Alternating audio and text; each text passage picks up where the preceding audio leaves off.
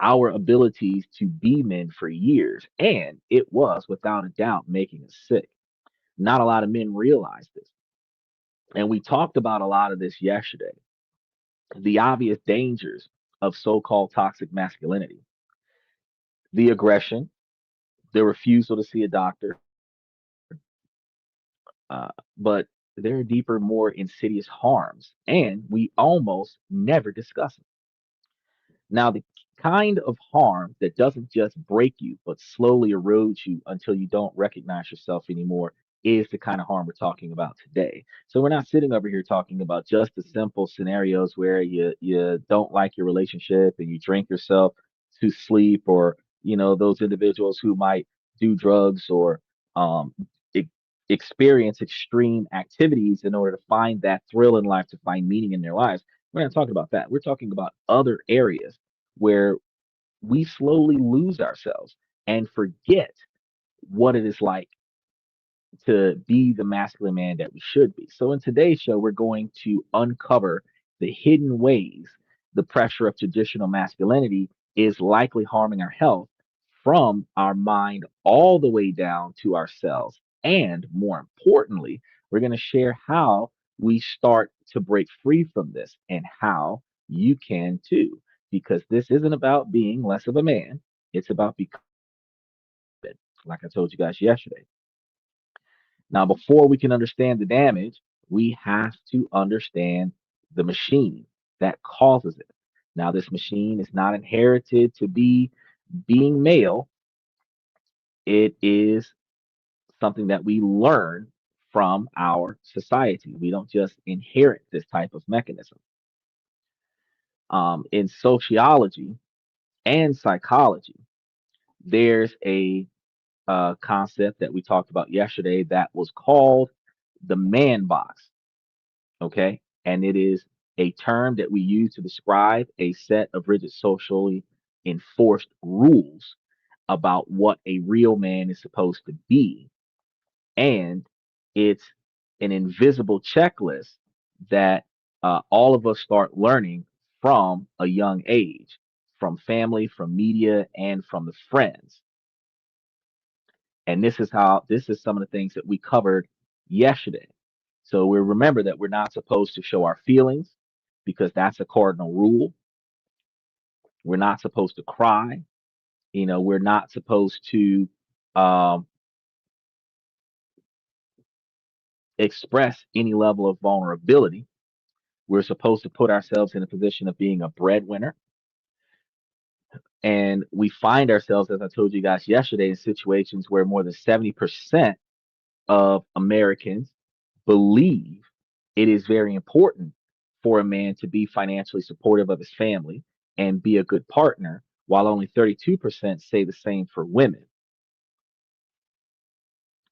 This puts huge pressure on men to pick careers that are seen as practical and lucrative, often at the expense of their own passions. Now, this is actually something that we didn't discuss yesterday, because in the dating field, men are determined to be valuable as men based on the type of job that they have, more often than the quantity of money that is made off of that job.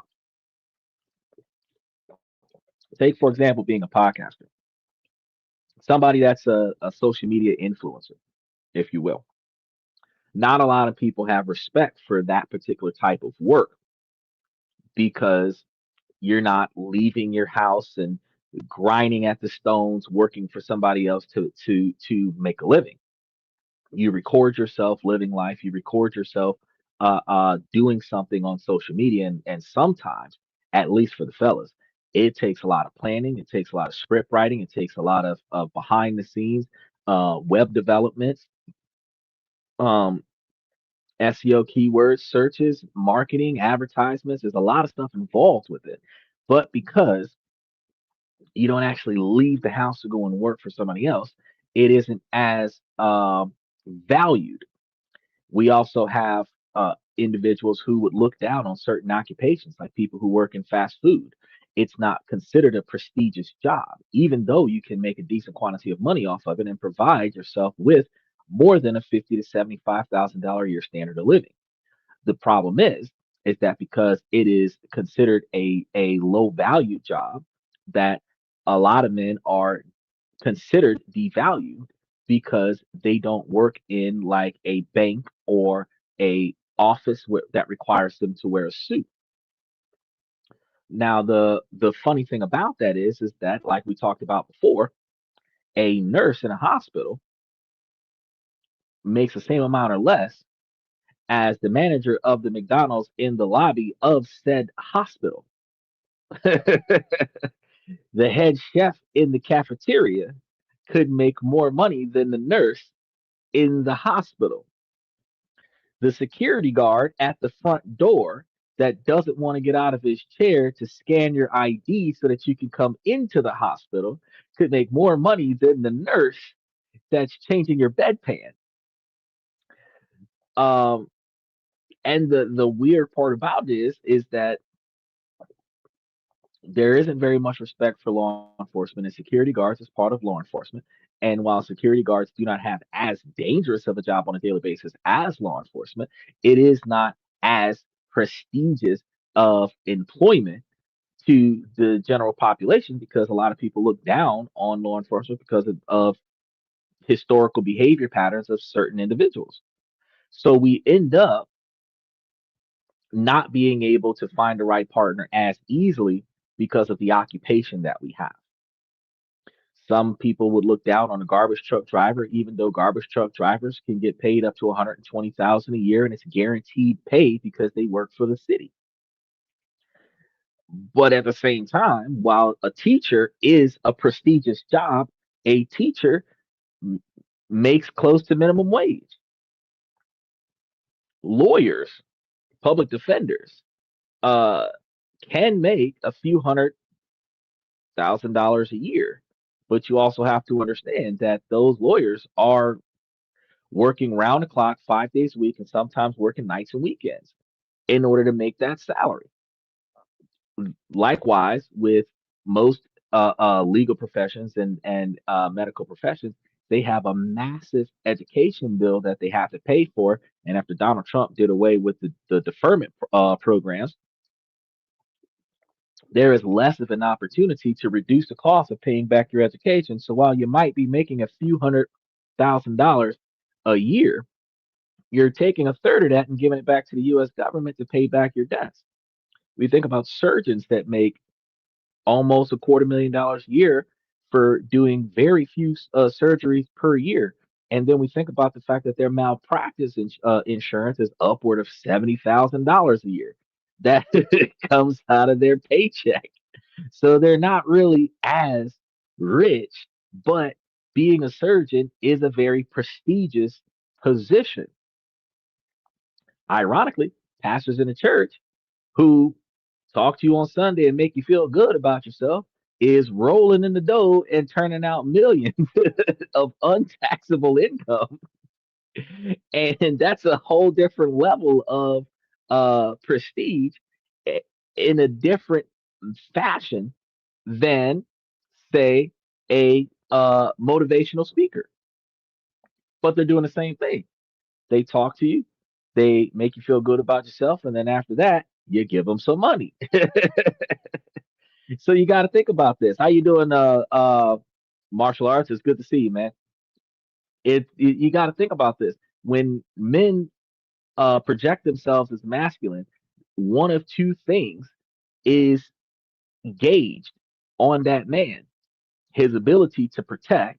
So his physical attributes, whether he's tall, whether he's muscular or not, whether he's lean enough where it looks like he can run, whether he's bulky enough where it looks like he can fight.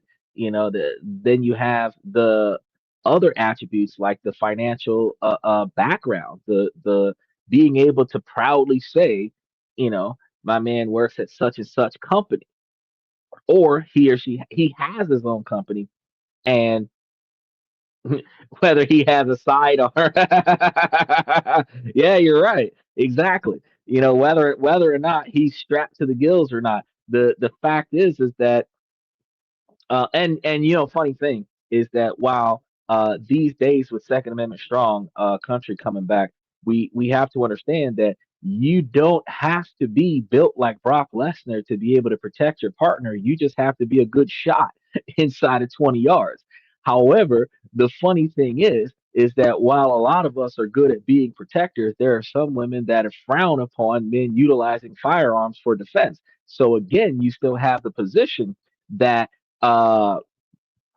depending on your statute of protection and provision, you could be judged without even getting to your character, without even touching base with what makes you you and how you are deemed valuable to them. It's really crazy. And this puts a huge pressure on men when they're trying to pick careers. So a lot of guys are trying to go to college and put a lot of effort into getting exclusively prestigious jobs so that they can be deemed more valuable as men.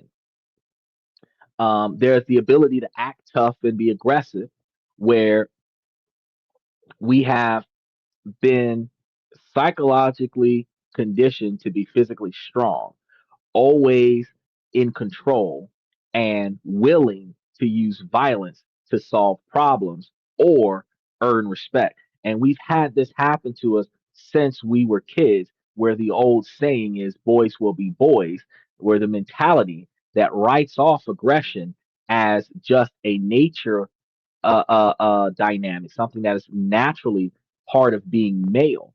And we all grew up with this. If y'all remember, back before kids were shooting up schools, we used to have fist fights in the schoolyard at the flagpole after school kind of thing. Meet me at the flagpole at 3 o'clock kind of stuff. You used to meet me at the bus stop. You know what I'm saying? We're gonna fight off campus kind of stuff. Kids used to fight at the playground. They used to somebody would punch somebody for some reason and they would scrap for a little bit, and probably 3 to 5 minutes later there's some handshakes, fist bumps, high fives. They walk off and they talk about how who got the best of who and which portions of the scuffle, but neither one of them actually really won anything because they both uh, lost ground with mutual respect. But when you're earning respect from the other boys in the group, even a lot of us remember our parents telling us that you go and hit the biggest person in the group, knock out the biggest person in the group, and that'll make everybody else submit to your authority. So you earn respect or you earn your stripes by acting aggressive and fighting with people in the streets. And that is what men were taught from their societies. It's not a good look.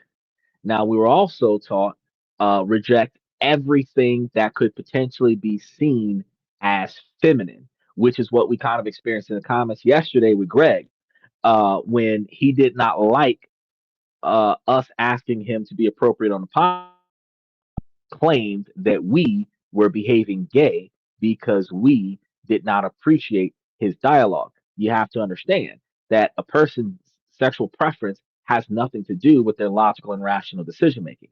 A person deciding that they don't want to be disrespected doesn't make them a female and it doesn't make them a homosexual. And a lot of times, even women do this. When a man voices his discontent, when he doesn't like her behavior or he doesn't like the way he's being treated in her presence and he vocalizes that, then comments will be made that emphasizes that he's not being a man because he's not allowing this behavior to occur, because as a man we're supposed to ignore anything we don't like, allow it to happen, or beat it up, one of the two, you know. And when we consider beating things up, we're also supposed to give women a reprieve and allow them to not get beat up if we don't like what's going on, which gives women complete lack of responsibility. So every man's got to be on their toes that they're not going to get punched in the face by another man, but every woman can say and do whatever they want to do because nobody's going to punch them in the mouth. All of that is wrong.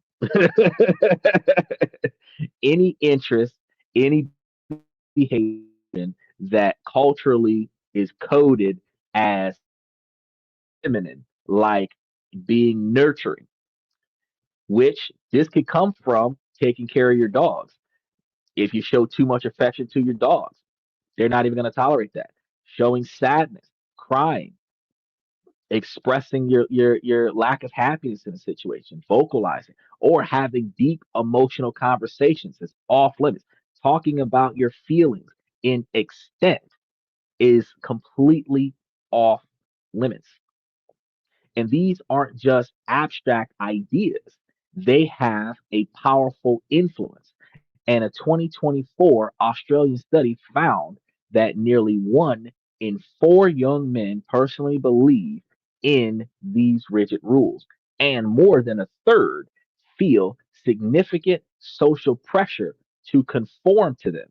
So the man box that we was talking about yesterday isn't just a metaphor, it's a cage that confines men's potential and polices their behavior. Now, it dictates who you're allowed to be, how you're allowed to feel, and what you're allowed to do.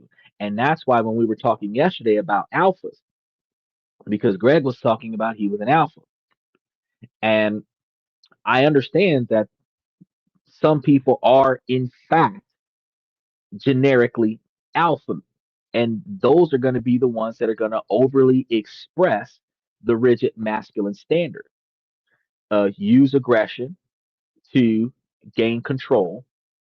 They will dominate a conversation by talking over an individual and shutting them down. They will dismiss any type of feeling or emotion as being feminine and then dismiss that man for expressing that by demasculating them or shaming them for having a emotion. They will assert themselves as some level of authority over women, and those women that don't tolerate that type of behavior, they will dismiss those women and devalue them for the same reasons because they expect society to function in a certain way, and anybody that challenges that, they'll beat them up and prove that they're right because they won the fight.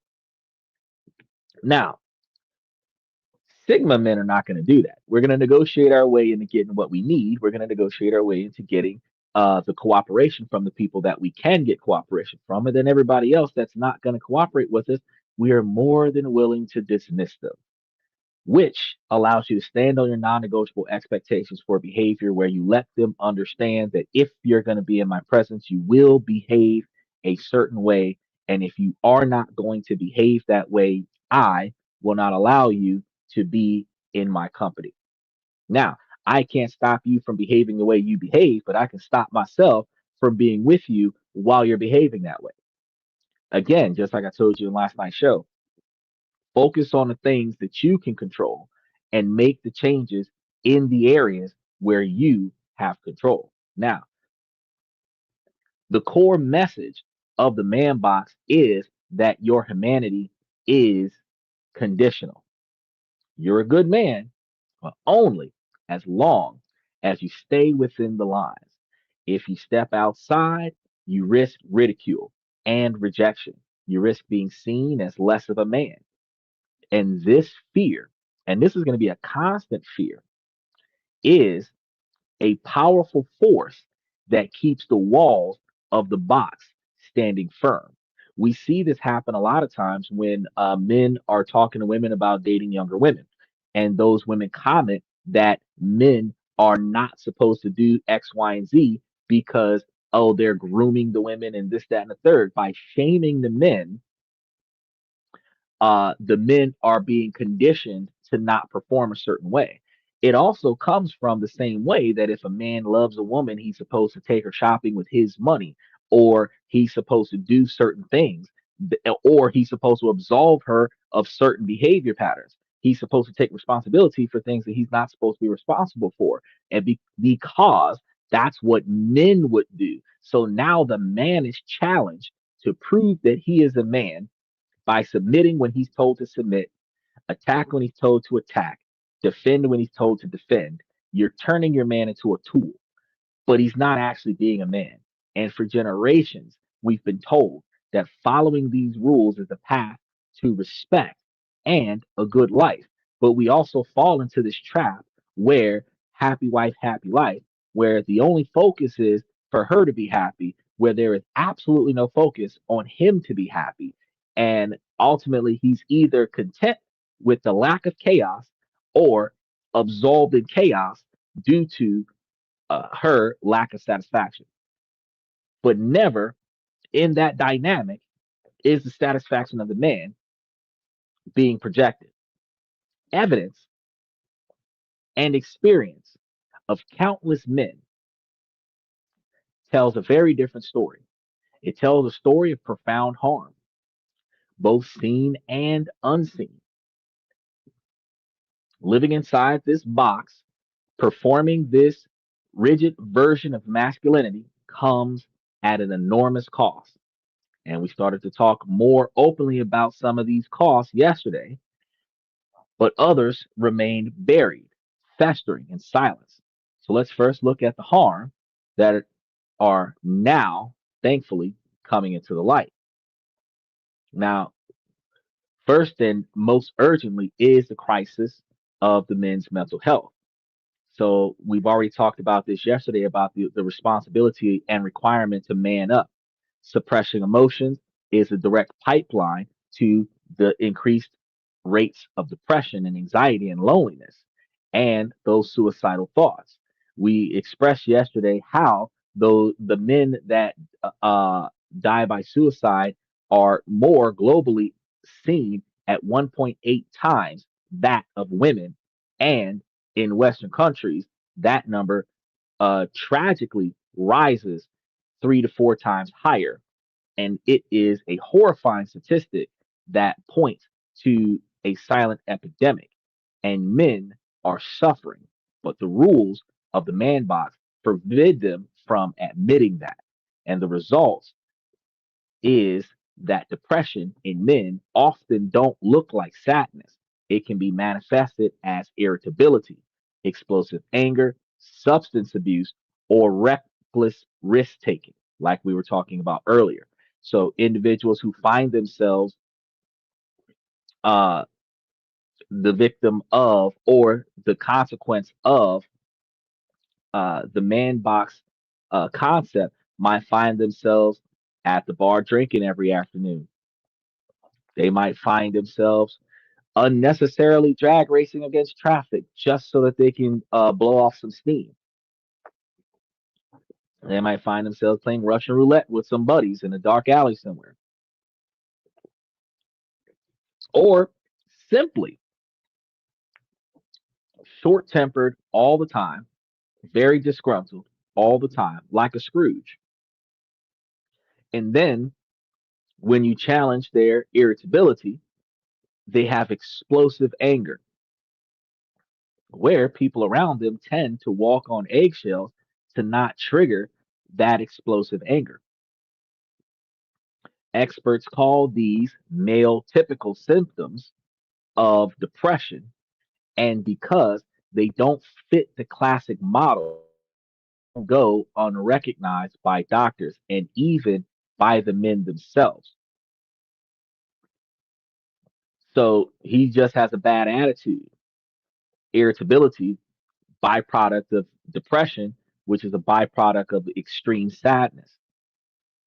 You know, we talked about it yesterday, road rage, exploding on people, having shouting arguments with individuals over very insignificant things could stem from an extreme depression that comes from an unaddressed extreme sadness.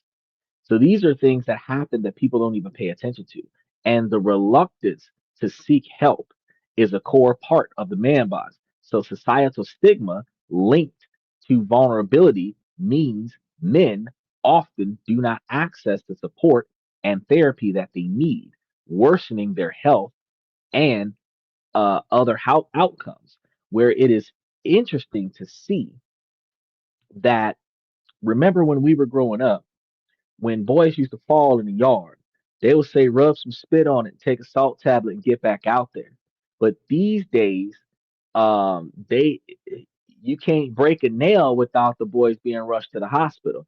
It is a completely different dynamic.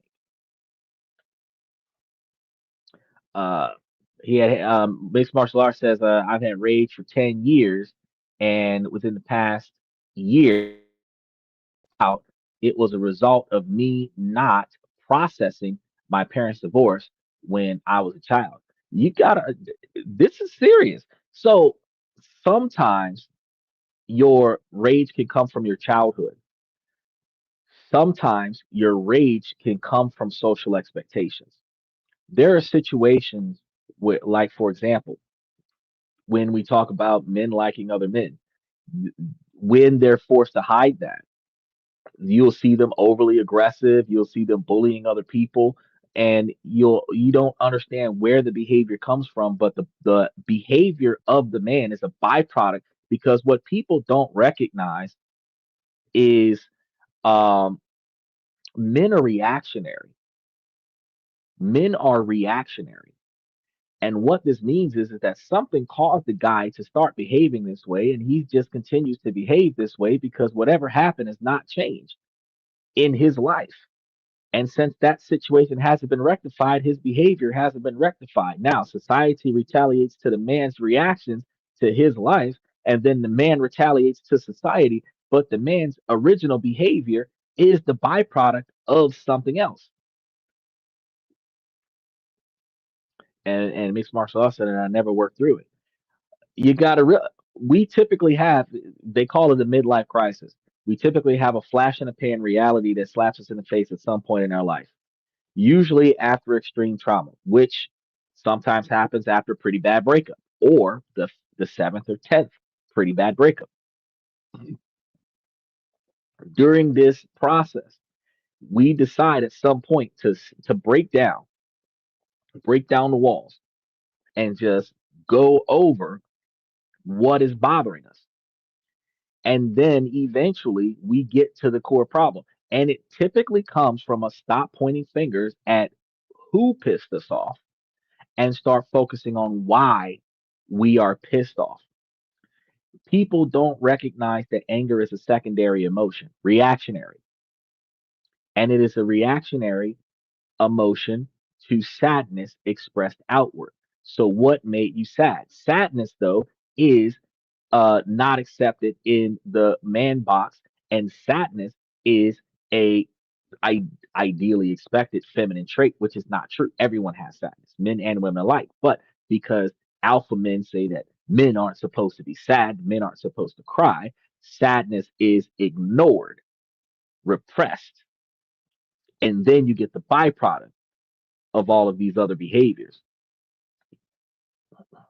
Studies consistently show that women are more likely to seek help for mental health issues, just like we told you yesterday. And in fact, only 30%, 36% of referrals to NHS talking therapies are for men. So out of all of the people that go to get help, only 36% of them are men. And according to the CDC, women are constantly more likely to have received mental health treatment in their past year than men. So over the past 18 months, most of the men on the podcast tonight have not received the mental health that they needed or wanted, in fact. We're taught that a real man solves his own problems. We are fixers because we're taught to solve problems. Some of us seek problems to solve, and we usually seek those problems to solve in other people. It leads us to a hero syndrome where we're either trying to save the chick and turn over her a new leaf, or we're trying to save a friend and turn over their a new leaf. They're not improving their decision making. We're just enabling their deliberate failed mistakes.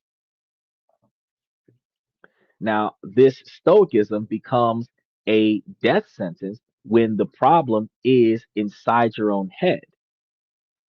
You're trapped in a burning building, but the only rule you know is don't call for help, which is not going to get you saved. This bleeds into the second major harm, the embrace of risky and self destructive behaviors. The man box equates masculinity with toughness, which encourages men to gamble. And they're going to gamble with their lives by engaging in alcohol or substance abuse, reckless driving, unsafe sex, while neglecting basic self care. It's a performance of fearlessness that's really a profound disregard for your own well being.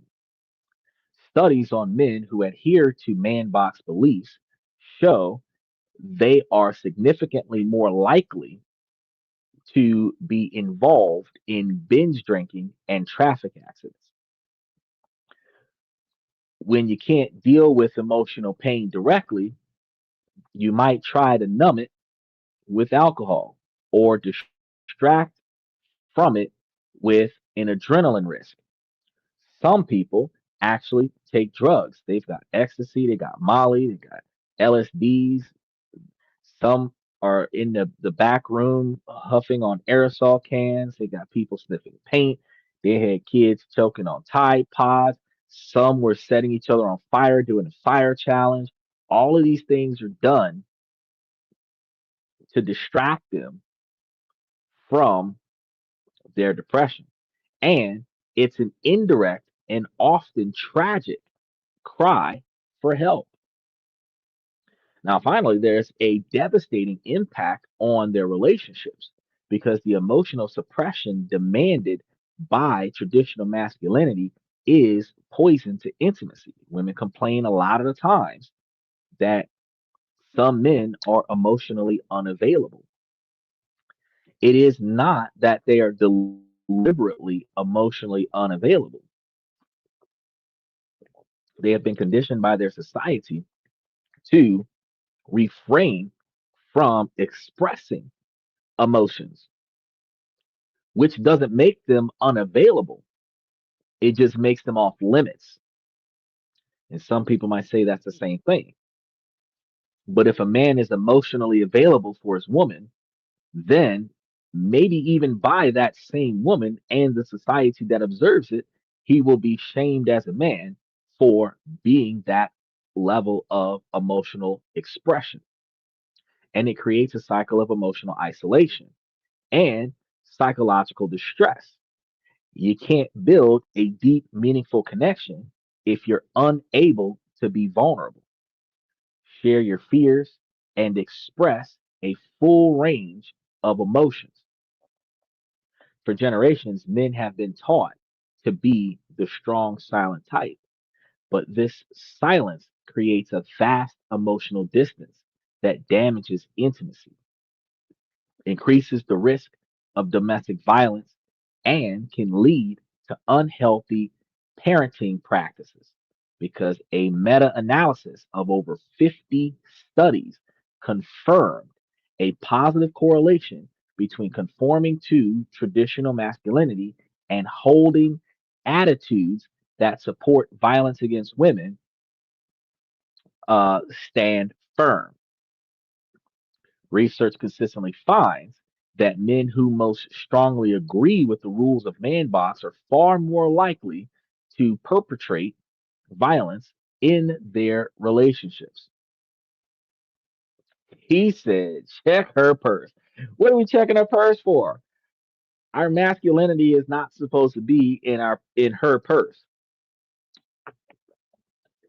And you also have to understand that societal abuse towards men, truthfully, could lead to the demasculation of a man where look exactly I was just about to say where if your manhood is carried around in your partner's purse, she is contributing to the devaluation of you as a masculine man, because if you had a good partner, she is supposed to protect your masculinity by respecting it and recognizing it and validating it the same way you respect her as a woman and you appreciate and you validate her. So if your balls is in her purse, metaphorically speaking, she has castrated you as a man, and now she controls your masculinity. And even in that scenario, that is still a man box position where the man is forced into submission in order to not be alone, which is not healthy for men. And the damage doesn't stop there because beyond these crises, there are secret harms. And these are the ones that corrode our lives in quieter, more insidious ways. And the things that we rarely link back to the pressures of masculinity are the things that probably hurt us the most. He says, stand up. You gotta stand up for what you believe in. Stand up and hold your crotch. Oh, Captain, my Captain. That's the way it's supposed to be. And stand up and reclaim your balls. That's actually a pretty good metaphor, fellas. If you're in a relationship where the authority is not mutual, it is not transitioning back and forth. It is one sided, and it is one sided against you as a man. You have to rethink the position that you're in. This doesn't require a shouting match or anything to that effect, but it does require you to recognize that you're not in the situation that you would prefer to be in, and there are some changes that need to be made. Now, the first thing that erodes away the masculinity is the suppression of creativity. When a man wants to do something, he has an idea, he thinks something is interesting. A person, not necessarily the woman, but sometimes it can be, a person will devalue that idea. Think about what creativity demands: sensitivity, emotional, and imaginative openness, vulnerability, and a willingness to play without a clear practical goal. These are the very qualities the man box labels as feminine and unacceptable. Take the guys that play video games. Um, there are a lot of women that seek attention from their men, their husbands, and their boyfriends, and they will consider that a child's toy, devaluing the man's desire to blow off steam by virtual entertainment. The things that they can do in a he said my ego was crashed. Get out. The virtual entertainment that we get from video games, the things that we can do in a video game are not things that we can lawfully do in reality. But the ability to express oneself through that video game is an outlet that some men grew up on, especially those that are now in their 20s and 30s, because we were growing up on it in our 40s and 50s. And those gamers are people who also express themselves through video games. There are other men that express themselves through other things like cars, building boats, um, model trains, model cars. There's all kinds of things that uh, a man might find valuable, but his partner will devalue that because she doesn't agree with him, which destroys his creativity. You know, they say that the dad jokes, which are the worst jokes ever, they're usually not funny, very corny, are what's left of a man who used to tell really funny jokes that were extremely inappropriate, that were biased, sexist, racist, but everybody laughed at it. And the girlfriend or the wife made him not be himself until he's telling dad jokes. Knock, knock, and no one answers the door because that's all that he can do. That's all that's left. He can't talk about the two girls in one cup story.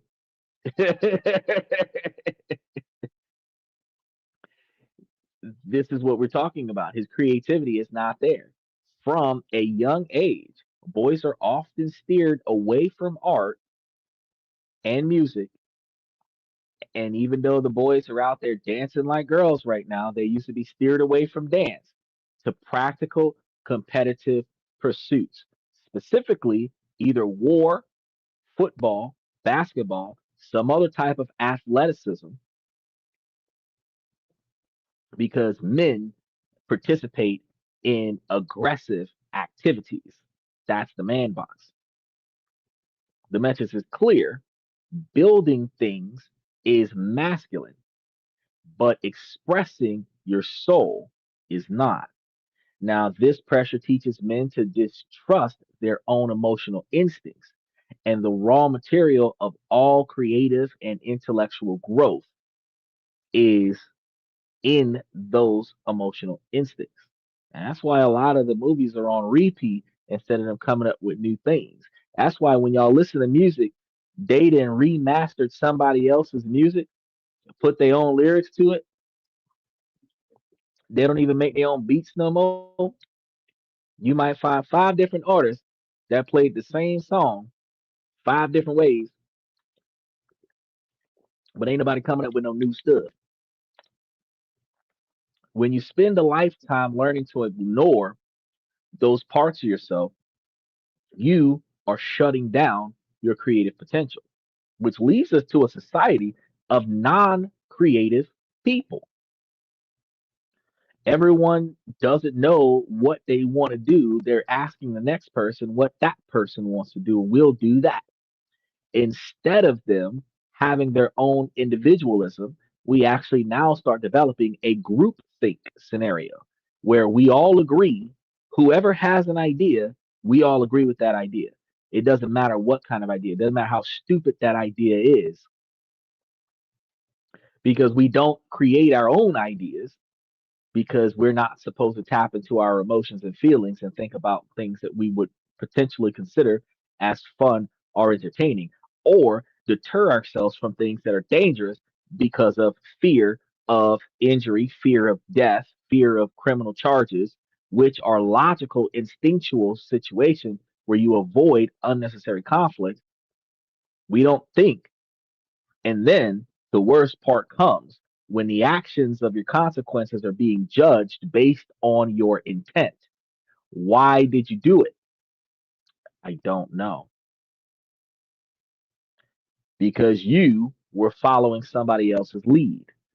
That's why you did it. Not because it was your idea, not because you thought it was cool, because someone else thought it would be cool to do. And you agreed with that person because you wanted that person to think you were cool. Reactionary. The second secret harm is chronic emotional pain. And as we get older, Michael will tell you, we feel like we get hit by a bus every step we take. That chronic physical pain is going to start showing up in our medical charts, because you're going to have. So you've ever gone to the doctor, they give you pain meds, you feel like crap, they take an x-ray, there's nothing there. MRI, CT scan, there's nothing there. Go to the chiropractor, you get a few adjustments, they run a few tests, there's nothing there. You clearly have pain. You are expressing the body language and mannerisms of a person in pain, but it is not actual physical pain, because your emotional state can be expressed through your body as physical pain, because it is the discharge of neurons, well, electrons, electrical signals through your body, and those discharges of signals can be received as pain. Michael says we have been asking these same questions since the beginning of society, even the great thinkers of the past. And we have yet to find a solution to the problem. That is very interesting to note. But for years, we've struggled with back pain and tension, headaches that nothing could fix. It wasn't until we started addressing the decades of stress and bottled up emotions that the pain finally started to fade. And some of us will find clarity where our minds and our bodies are not separated, and we can consistently recognize that by suppressing strong emotions, that the energy gets stored in the body, creating real physical symptoms. Special shout out to TF Fireball. How you doing, buddy? Life is going good. Everything is where we would expect it to be. Psychosomatic. Yeah. And in layman's terms, it's all in your head. Yes, definitely. And the funny thing is that some men, overly masculine men, might get offended by that when they're told that their symptoms are psychosomatic. I'm not crazy. That's not what that means. What that means is that your mental state is making you feel real pain, and your mental state is preventing you from finding relief.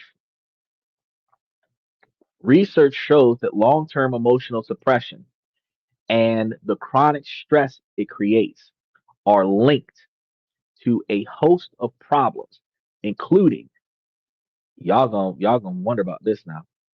High blood pressure, heart disease, digestive issues like irritable bowel syndrome, chronic pain, gastritis, high levels of acid reflux, and a weaker immune system. He said, "No, no, no, you're crazy. You're crazy too, but you crazy and you in pain."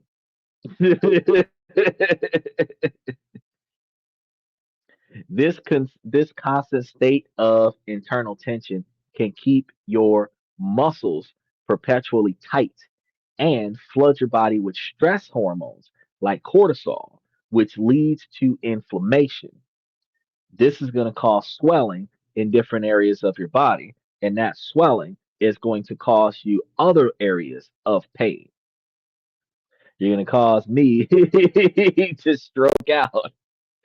I'm gonna checkmate you. That's what I'm gonna do. You're gonna definitely have a heart attack. Then I'm gonna be like, no, no more draws for you.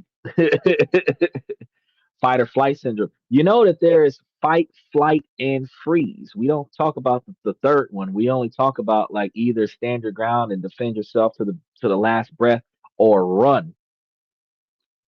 But the freeze portion of the syndrome is what we identify as a deer in headlights, which we try to completely separate from either stand your ground or retreat.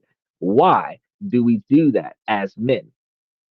Because freezing like a deer in headlights is an area of fear, and men are not supposed to express fear. So we're either supposed to fight the enemy or retreat to fight another day, which is why we identify it as clearly a fight or flight response.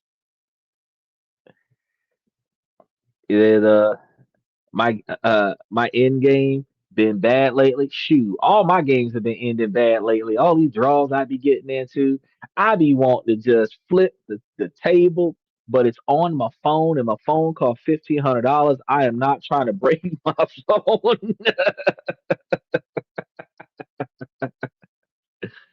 Man, I like shoot. I'm gonna have to start thinking now. I'm gonna have to start getting my homeboy. He getting better, so I'm gonna have to start playing for real now. I can't just play for fun. I gotta start playing for competition now.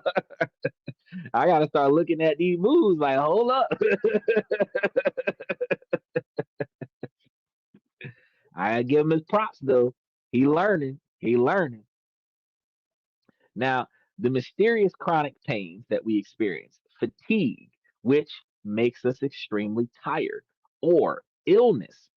Because, funny thing, some people get sick. And when we say sick, we're talking about like influenza, we're talking about the flu, we're talking about the common cold, we're talking about sneezing, coughing, vomiting, bedridden, can't move. Guess what? That isn't just coming from sinuses. That can come from exhaustion. Fatigue can come from stress. Stress can come from bottling up your emotions, which means you can actually make yourself sick without actually someone who is sick. You can find yourself just migraines, bloodshot red, the symptoms of a sinus infection, and it just simply be that you are repressing your emotional state. He said, I am not going to work today. Feelings.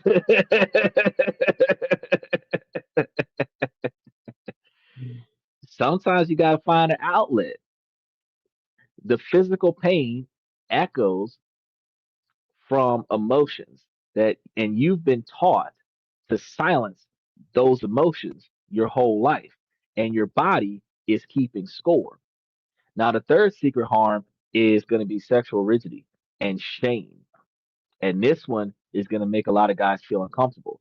Traditional masculinity has very narrow and demanding scripts for masculine male sexuality, focused on dominance, performance, and being ready at all times. Now, this creates a huge amount of performance anxiety, erectile dysfunction, turning sex from an act of connection into a test of manhood.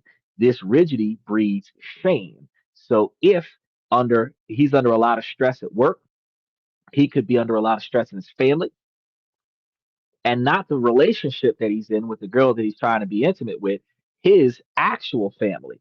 And it could put him in a position where he is no longer able to function. And if a man experiences ED, just like he says, erectile dysfunction, or lower libido, or simply isn't in the mood at all, it can trigger a deep sense of inadequacy and failure. Because while the man is forcing himself to perform, yep, you have not, well, yes, limpness is a part of it, but you also have the complete lack of. So it could be like all shriveled up like a snail, like not even out. Like there isn't even, it ain't even got the little tip poking out. It's just gone. Like it's just in the sack. Like it's just hiding from everybody because it is just not willing to go nowhere right now. The fact is that while you wanted to go through the motions with this girl, just hoping that it would start working for you, your emotional state is like, nope, not into it today. It just lays in my lap and stares at me like Jim Carrey off a Liar Liar when they were like, "How's it hanging?" And he was like short and shriveled and a little to the left. It might stay that way because you're not interested.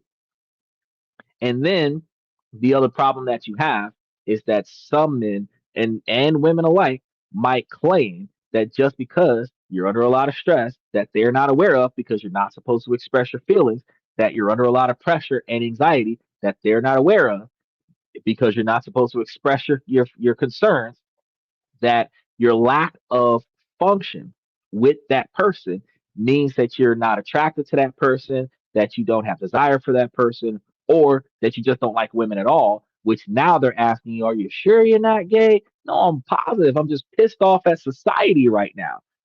Job sucks, family relationships suck, this relationship sucks,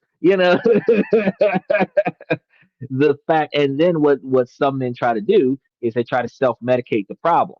So instead of fixing their emotional state, they take some Viagra or Cialis or whatever kind of blood pressure medication that gives them a abnormal level of blood constriction in all the right places. It discourages open communication with their partners about desires and their fears and can stifle the emotional intimacy that makes sex a source of deep connection. And a lot of men you're going to find uh, will turn their attention to porn and find gratification there because nobody's judging them there. It's wild. You notice, I know a lot of guys, you can think back to your first time. Some can remember their first time was awkward, but they were still able to perform. Others can remember that their first time, they either ejaculated too soon or they couldn't get it up. And then the second time that they tried, they didn't have an issue. Whether it was the second time with the same person or the second time that they tried, they didn't have an issue. And every time after that, they were able to work their way around it. You do realize, we told you guys on the show before, that your pants being tight around your hip, sagging off your butt, cuts off circulation to your junk, which could cause you to have that same erectile problem. Too much alcohol during the night can cause, because alcohol is a blood thinner, it can prevent you from having blood flow to the libido because you have the blood is too thin. Some people offset that by smoking marijuana, but that is a come and go kind of situation. So it might be there, but if you don't dive in the moment, if you're waiting for the right time, the flow will pass, and then all of a sudden you can't get it back up because once the blood circulates out, it doesn't always circulate back. You, as men, we can't turn it on and off like a switch. It's there, whether we want it to be or not. We have the confidence of being a masculine man when we wake up with the stiff, where when the wind blows and it's stiff, when we're in public and we look at a hot chick passing by and it's stiff, but we don't make it that way. We can't control it. It just happens. So when it does happen and we can't control it, we can be proud and embarrassed at the same time about the fact that we have the capabilities to walk around with a hard on. But when it never gets hard because we're frustrated, we're depressed, we're anxious, we're just depressed. There's no pride there. It's not like, oh, he's always got a hard on. You now have, he never has a hard on. And that is demasculating. Now, the fourth secret harm is going to be isolation from community as well as care. The man box ideal is the lone wolf mentality and the self sufficient hero who needs no one else's help. So we spend all of our time helping everybody else and fixing their problems, but nobody fixes ours. He says, wow, pornography is consistently one of the most viewed on the internet, according to Google. I didn't know that. Uh, I expected that because even though pornography is on the internet, they still have pornography stores. They still have adult content stores where they have at least Blu-ray and DVD play or VHS, not VHS. I'm thinking Blu-ray and DVD players. They don't have VHS anymore. They used to have VHS stores, but you can go down to an adult store where you can get those adult costumes and the adult toys, and you can pick up adult videos from those stores. Those stores still exist. They have swingers clubs. They have nudist colonies that not just a freedom of choice, but the nudist colonies that have swingers parties. They have the all kinds of things that's going on right now where the ability to experience low pressure sex scenarios is accessible. However, it is socially unaccepted. So the problem that we have, you know what? We should call them Diddy parties. The Diddy parties are the ones that are socially unacceptable, but we have a lot of them in our society. I mean, we got a couple of them up the street from here, like Caliente and Paradise Isle. And the fact is that um, uh, the lack of tension and pressure in these environments. allows for the ability for masculinity and sexuality to flow freely.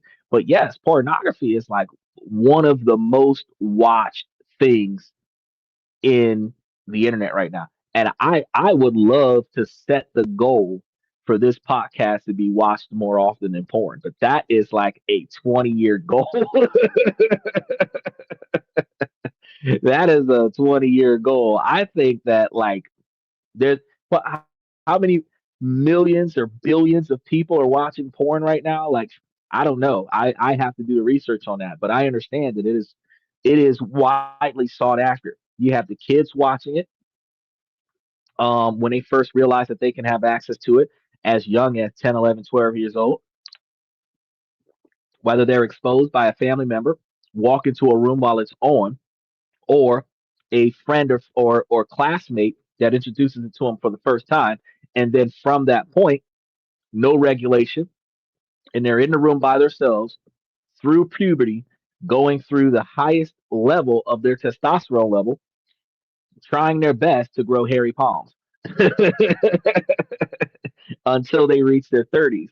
And then from 30 going forward, the lower their testosterone level, the lower their desire to self gratify. Some men who are probably more reasonably attractive and have more resources, or at least pretend like they have more resources,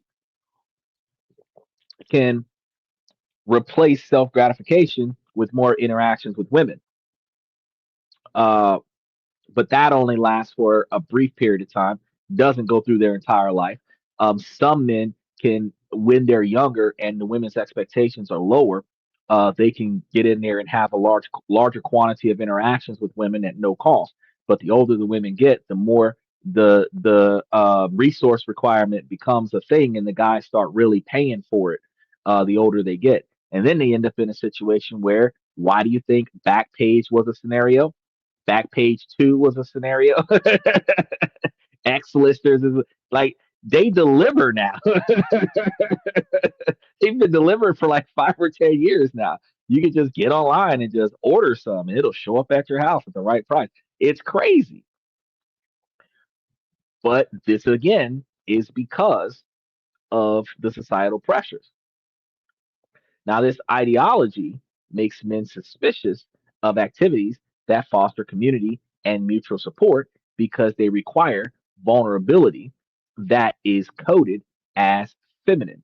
So, the only time that you see guys in a group session expressing vulnerability is in an AA meeting or a court ordered mandatory therapy session or of some sort, because otherwise they're not likely to pull that off. Think about practices like mindfulness, meditation, yoga, or even nurturing a family tie. The last time you saw yourself at a yoga studio was when you was looking up the skirt of the girl in front of you in the yoga studio while she was in downward dog pose. The last time you thought about meditation was when you were staring down the cleavage of the girl that was meditating in front of you. You were not paying attention to your own self care and nurturing family ties. If they don't cooperate, we don't fuck with them. So there is no such thing as nurturing family ties with the man box scenario. Take a painting class, take a gardening class. Matter of fact, and I told you guys quite a few times before earlier this year, starting up a 501c3 is not that difficult to do. It's a few $100s, and they give you a tax exempt stamp for your LLC or your C corporation. Then invest capital into that nonprofit. Get yourself a voucher from your nonprofit, which you can write it up yourself, where you've donated X number of dollars. You put your social security number on there, your nonprofit's tax identification number on there. Then when you file your personal taxes, you file that with the IRS, and they will give you a tax exemption on that. But then you take that money, you go build yourself either a community garden or a community center or some type of cleanup program, and you put effort into volunteering, you put effort into growing crops, you put effort into uh, uh, uh, whatever it is that you're trying to do, and because you're doing it for your community, it becomes a tax write-off. It's also a hobby. You can also get people to join in with you. People can donate to your cause. They can start paying for it. As an executive board member of the nonprofit, you can get 5% of the donations as executive pay when you're doing it more than 40 hours a week. It's a business opportunity, but it is also an expression of emotional satisfaction, emotional need. Picking up a hobby, you can do that too. Build a boat in your basement, build a car in your garage. If you got kids, build a go kart for the kids, boxcar racing, you know, biking, hiking, fishing. Some guys who are gun fanatics collect a lot of guns and go to the range and shoot a lot of guns. Now, the plus and minus of that one is the excitement and thrill of the gunfire, the sound of the gunfire, is the adrenaline rush that men utilize to mask the depression. So the cause and effect of that is that if you take up a hobby that is not going to resolve your issue, you're now just substituting. You're focusing on something else instead of taking care of your problem.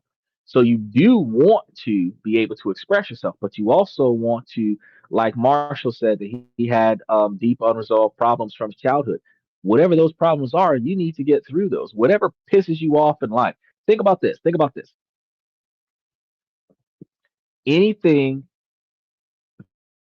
off to talk about, you have emotions tied into that topic. Doesn't matter what it is. If it frustrates you and you don't want to talk about it, because you should not have fear about talking about it. You should not have anxiety about talking about it. So if you have anger and frustration, which is sadness, depression, sometimes anxiety, tied to that topic, you don't feel comfortable with talking about it. You have emotions tied to it. Those are the topics that you need to get off your chest. So if you didn't know where your problems lied at in your life, now you know. Anything that you personally cannot talk to in a group of people right now today with absolutely no fear, absolutely no concern of judgment, absolutely no anger or frustration or discontent, like it's just a free topic. Then at the end of the day, if you can't get through all of that, you got something that needs to be addressed. Everybody's got it. Everybody's got it, men and women alike. But women will talk to other women about it. Women will talk to a therapist about it. Women will talk to their male best friends about it. And you have to think about the emotional transference that happens with that. Because when you give that negative energy off your chest, you're transferring it to the other person. Now the problem is that if they don't vet that, they're going to transfer it back to you. So you're still going to be under pressure. Which is why you should go get a therapist. Because while talking to your best friend is good, when you unload your emotional state onto your best friend, you feel lighter, they feel heavier. Now, when they unload their emotional state onto you, they feel lighter, you feel heavier. But if both of y'all unload that emotional state onto a therapist, y'all don't have to pass that back and forth. Y'all can still talk about it, but you're talking about it without the weight of the emotional discontent, which is a big difference. Michael says, if you're confident in yourself as a man, women will want you. You want to build sound foundation in life. He's right. Truth is, a woman is less likely to be attracted to you if you feel like you are not valuable. A woman is less likely to be attracted to you if you seem desperate. If you feel so alone that she will fill your void of loneliness. That behavior is observed by her. Now, if you could give two shits that she's breathing, she's going to wonder what kind of area of mystery is this, because women are not used to seeing men not behave desperately. Women are used to being chased by men. So a man that will pass by her like she does not exist, she is going to wonder what happened there. A man that might want to talk to her, but she doesn't give him enough positive response. He just immediately shuts down on that situation and walks off. She's going to wonder why he didn't put in more effort. If you could be a positive addition to my life, not the missing piece to my puzzle, then we can benefit.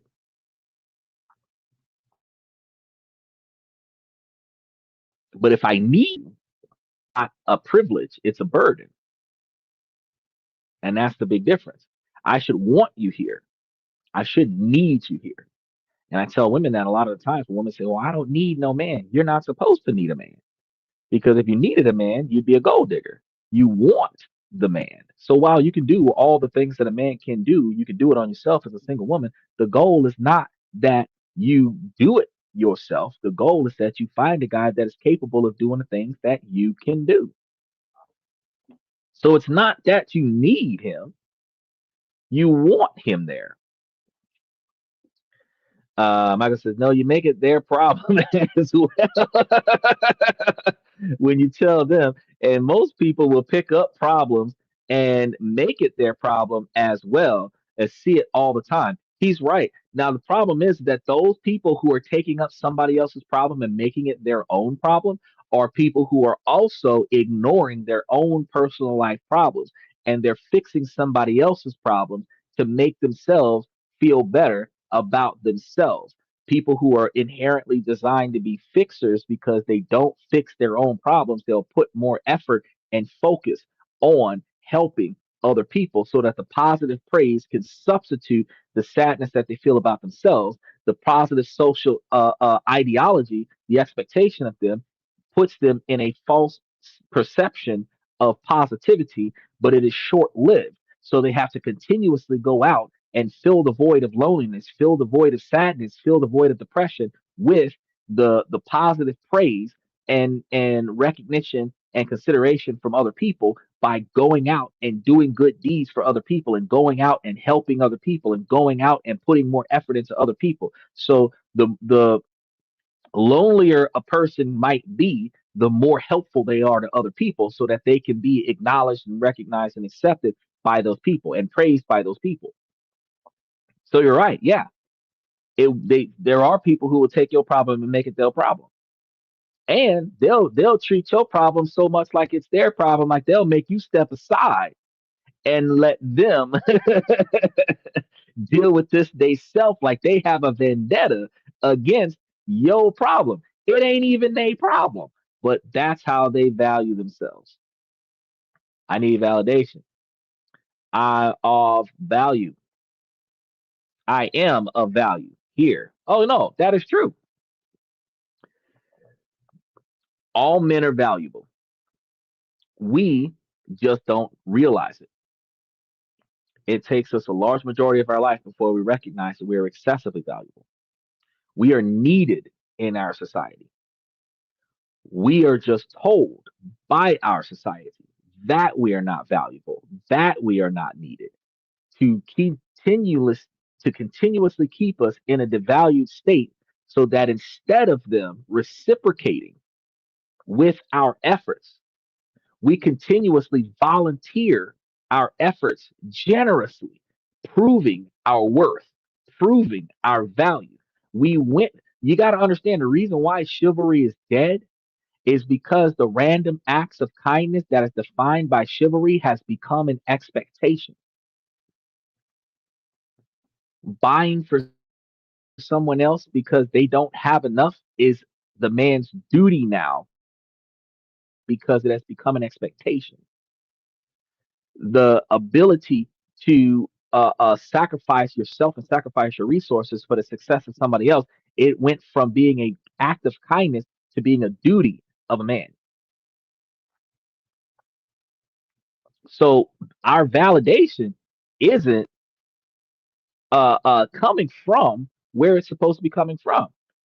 He says women's rights killed chivalry. Now, women's rights didn't kill chivalry. Women's behavior killed chivalry because women's rights, women fought for the freedom to be more responsible. about their own shit. That's what women's rights were about. Women's liberation was not to make them not be responsible for the house. Women's liberation came during the time of war when we have nobody in our country because everybody was being shot down out of the sky and drowned in a boat overseas somewhere.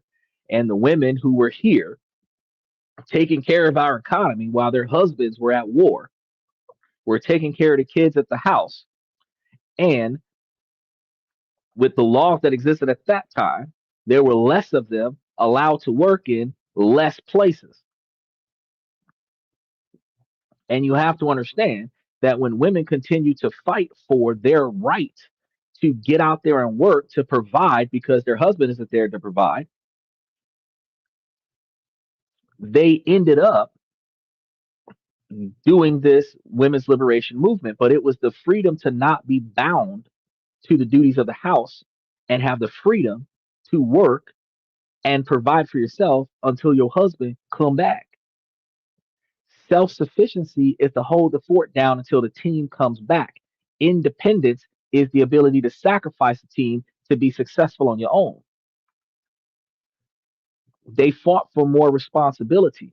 They didn't fight for the freedom of responsibility. It has been corrupted in our society over the past few years, over the past couple decades, as a matter of fact, where now the ability to be in charge so that she could dictate terms is then circumvented by her lack of responsibility because the average Western woman will fall on modern feminism with women's rights to be in charge when there are no consequences, but then likewise double back and fall on the traditional woman model when it benefits her to receive from the man. If she's going to be masculine and be in charge before the shit hits the fan, it shouldn't be the man's job to fix it after the fact. If she took his car because she's the boss of this house, what's his is hers, and what's hers is hers. When she crashed the car, she's supposed to fix that motherfucker. But because he's the man and it's his car, he should fix his own car that she broke. But responsibility would dictate that even if it was his car, you broke it, you should reciprocate with his gesture to allow you to use his car by fixing his car because you broke it. There's no reason why men are supposed to take responsibility for the lack of responsibility, but we do. So she can wear the pants and I will stay at home and raise the kids. Exactly. Now, equality dictates that those women who want to chase their careers and still have a family should be able to do so if they appropriately handle the model, which would mean that they would be the breadwinner and not devalue their man because their man is fulfilling feminine roles, being the at home husband. But not a lot of relationships survive that dynamic because we have the man box scenario where men are believe that they're supposed to be breadwinners. And then we have the hypergamy theory where women believe that men are supposed to have more than women. And then we have the social expectation that the person who pays the cost be the boss. And then the women believe that they don't want to take care of a grown man, that they're not his mom. And that problem comes with the lack of mutual respect. So they're not allowing themselves to change roles where she can be the leader and he can take care of the kids at the house. But truth be told, places like Bangladesh, it is thriving that particular type of model. Rwanda, Kazakhstan, Japan, it is thriving. You got like South Korea, like maternity leave for dad to go home and help take care of the kids for a whole year. So from the time you give birth to the time your child is 1 years old, mom and dad can stay at home and take care of the kid. Vietnam, y'all got to understand, in America, it ain't like that. The women force themselves to stay at home to be the stay-at-home mom, and then the women force themselves to decide between their career and being a stay-at-home mom because the women don't think if I get pregnant for him, will he quit his job and take care of the kids so that I can chase my career? He the one that wanted children. Don't you think it make more sense for him to stay his ass at the house and take care of them damn children? I think so. Michael says she's the doctor in the family. So I have a side hustle. That's right. That's right. That's what we're supposed to be doing. Babysitting and all. That's what we're supposed to be doing. Now, oh boy, the whole thing seized up. What was that? All right. A man might feel more comfortable going to the gym to train, but he's going to be training his body, but he's not going to feel as comfortable with attending a yoga class simply to connect with his body, his mental state. He'll go to that yoga class to look at all the hot chicks in the yoga class. But how often do you think a man would be seen in a yoga class full of ugly women or a group of like 20 or 30 overweight men in a yoga class with a male yoga instructor? How often do you see that? Nah, nah. You'll see a buff guy and 20 women. You'll see a hot chick and like 10 men and 15 women. You will see attractive women and 5 or 6 guys in that room.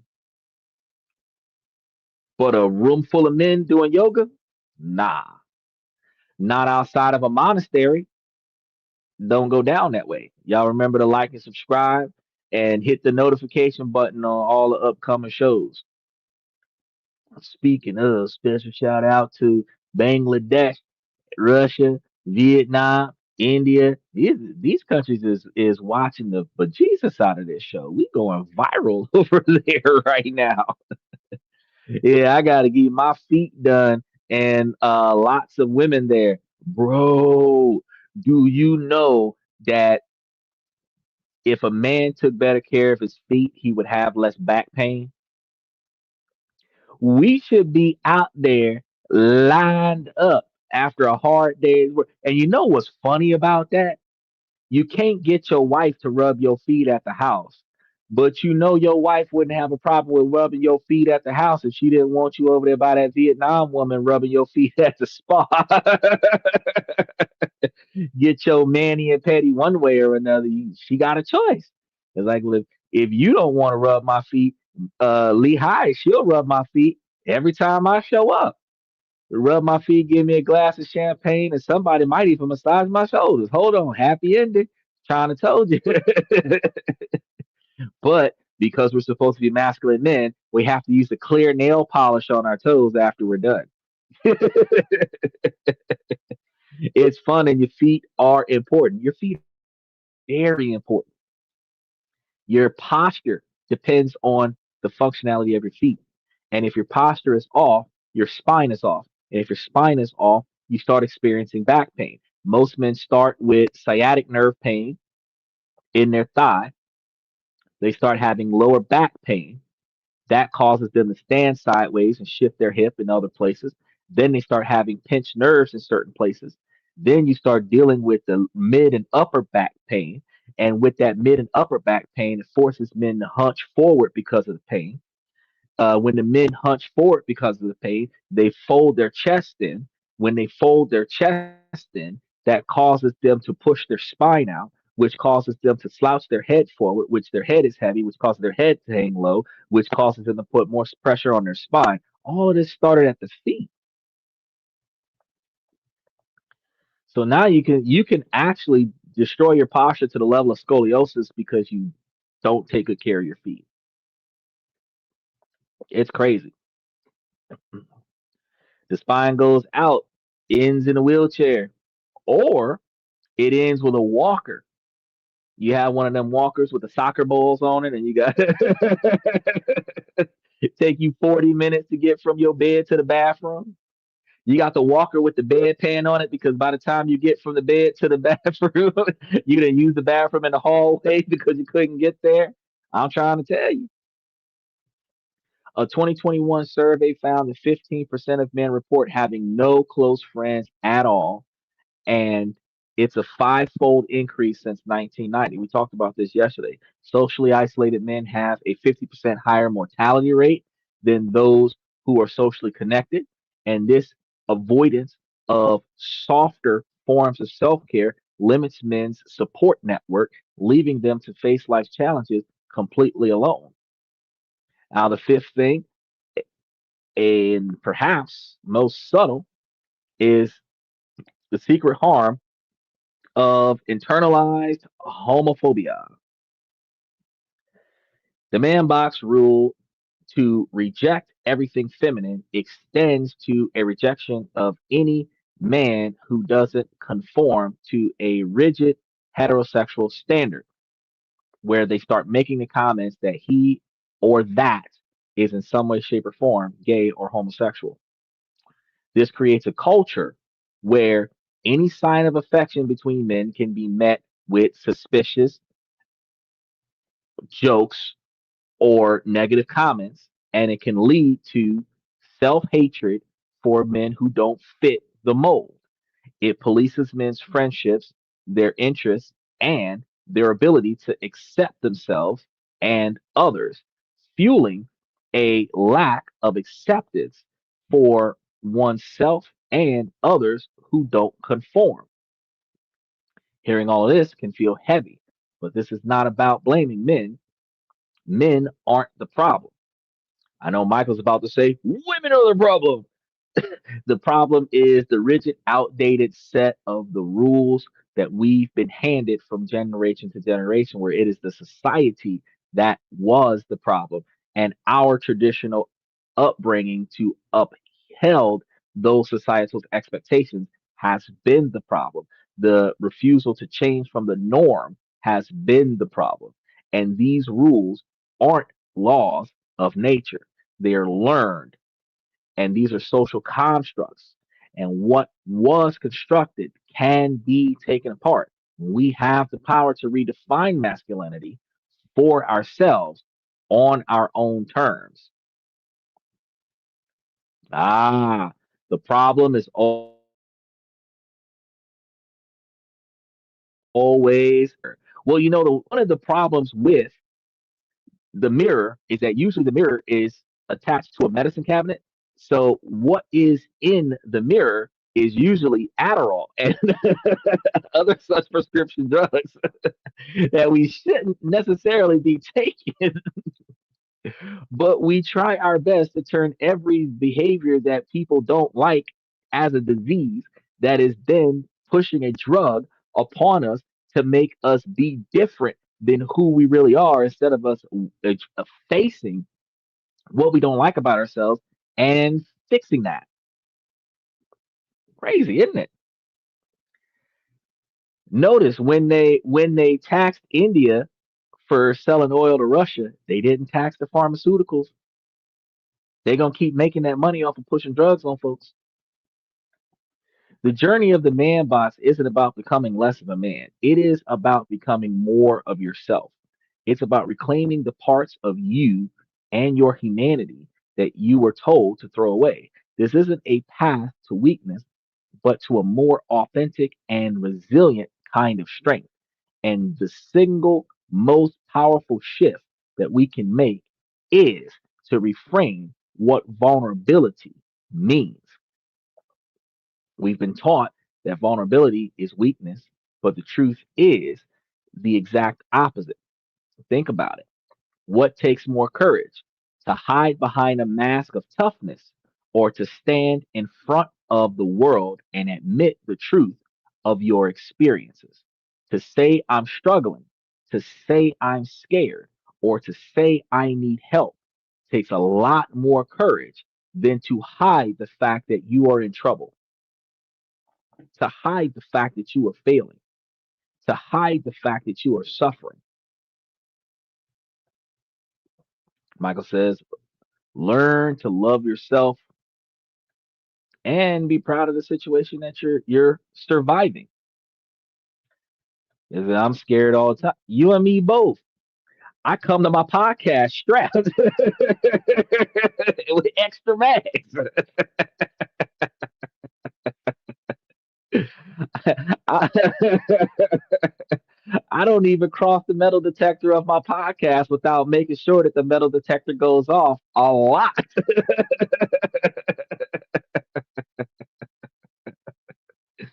We make it a point.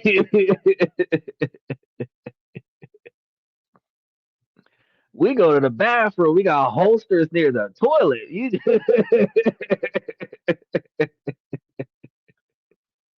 We not gonna do a pimp my ride or a cribs walkthrough to show all of the different mounted firearms. But the fact is, concern, great deals of concern, definitely exists.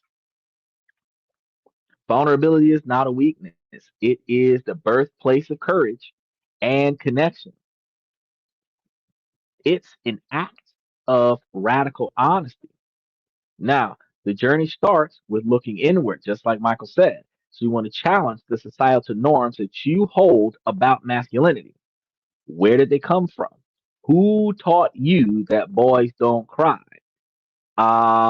If you grew up in my era, it would have been Blackstreet and Public Announcement,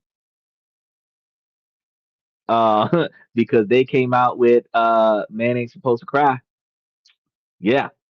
So then we have to start seeing the walls of the man box not as a fortress that protects us, but as a prison that confines us. Because you also have to understand that when you build, this is why I don't do boundaries. People say, "Oh, you've got to set boundaries. You got to set." Building boundaries is building invisible walls. I stand on non negotiable expectations for behavior. Now, I know people are going to say that's a lot of words to go by, but there are no walls. You get as close to me as you want to, as long as you behave appropriately. Non negotiable expectations for behavior. When you're building a boundaries, not only are you keeping out what you might feel is negativity, you're keeping in yourself. And if your walls are built on social stigma, you are likely restricting yourself from being who you really could be because of these exact same walls. The desire for autonomy in a toxic fashion could lead you to build a level of walls of boundaries for your ideology of autonomy that might lead you to not being the kind of person that you would be proud of. He said, keeping in, not all the time. And I got to tell you, locks keep honest people honest, but at the same time, you know, locks keep you locked inside. So you're not free to go outside until you unlock them locks and open that door. There are a lot of times I let that door sit open. I just want you to come in. Back when we was in Louisiana, we had no lock door policy. Every door in the house was open, and the front and back door stayed unlocked. We had dogs in the back, no leashes. We dare you to come to the house. If you were welcome, you get in with no problem. If you weren't welcome, there was no first 48 for you. So there was no problem with a break in or anything like that back in them days, because once you got in the house, every preemptive self defense law of the home castle doctrine and everything else that applies leads us to dialing 811 and digging a hole in the backyard because you don't belong. You don't have to break the door to come into the house in order for me to take action. You just have to be in the house without an invitation in order for me to take action. That's all it takes. Michael says, but to lower those walls leaves me open to hurt. You're right. Um, Chris Jericho had break the walls down. If you break down the walls that are preventing you from being hurt, you also break down the walls that are preventing you from being healed. You remember when we used to get hurt back in the day and we used to put a bandage on it, and you know mom or dad or whatever would clean it up with the peroxide and the neosporin and put a bandage on it. But after a while, they would take that bandage off and tell you, let the wound get some air, let it breathe. Remember them days? You would get like a deep scratch or a deep cut or a puncture of some sort, not deep enough to get stitches, but deep enough where it might take a couple of weeks for it to heal. And the first couple days, while it was bleeding, they would cover it. But once the bleeding stopped, they would take that bandage off and they would say, let it breathe. Same thing with emotional damage. If you contain it and you never let it breathe, you never let it out, you don't recover from it. Old wounds never heal when you do not let them out.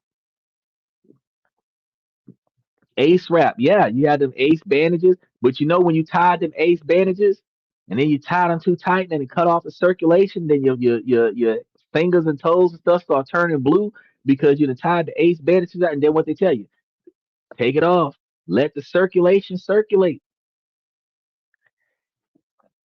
You gotta at some point you gotta address it. So you gotta break down the walls, you gotta take down the emotional discontent, and then face directly whatever has to happen, the tears, the anger, the frustration, screaming into a pillow, take it out on a punching bag, take it out on a real punching bag, not a person that you're calling a punching bag.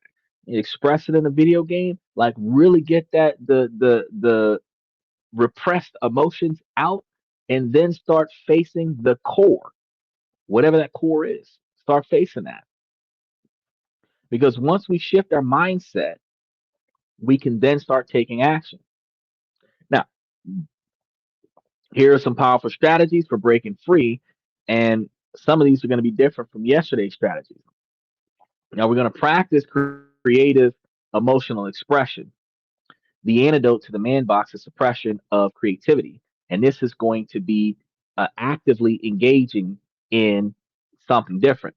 Now, we always want to call ourselves trying to journal something, because if we write down what we think and we write down how we feel, even if we don't feel comfortable with talking about it with someone else when we first start doing this, we can go back and reflect on this.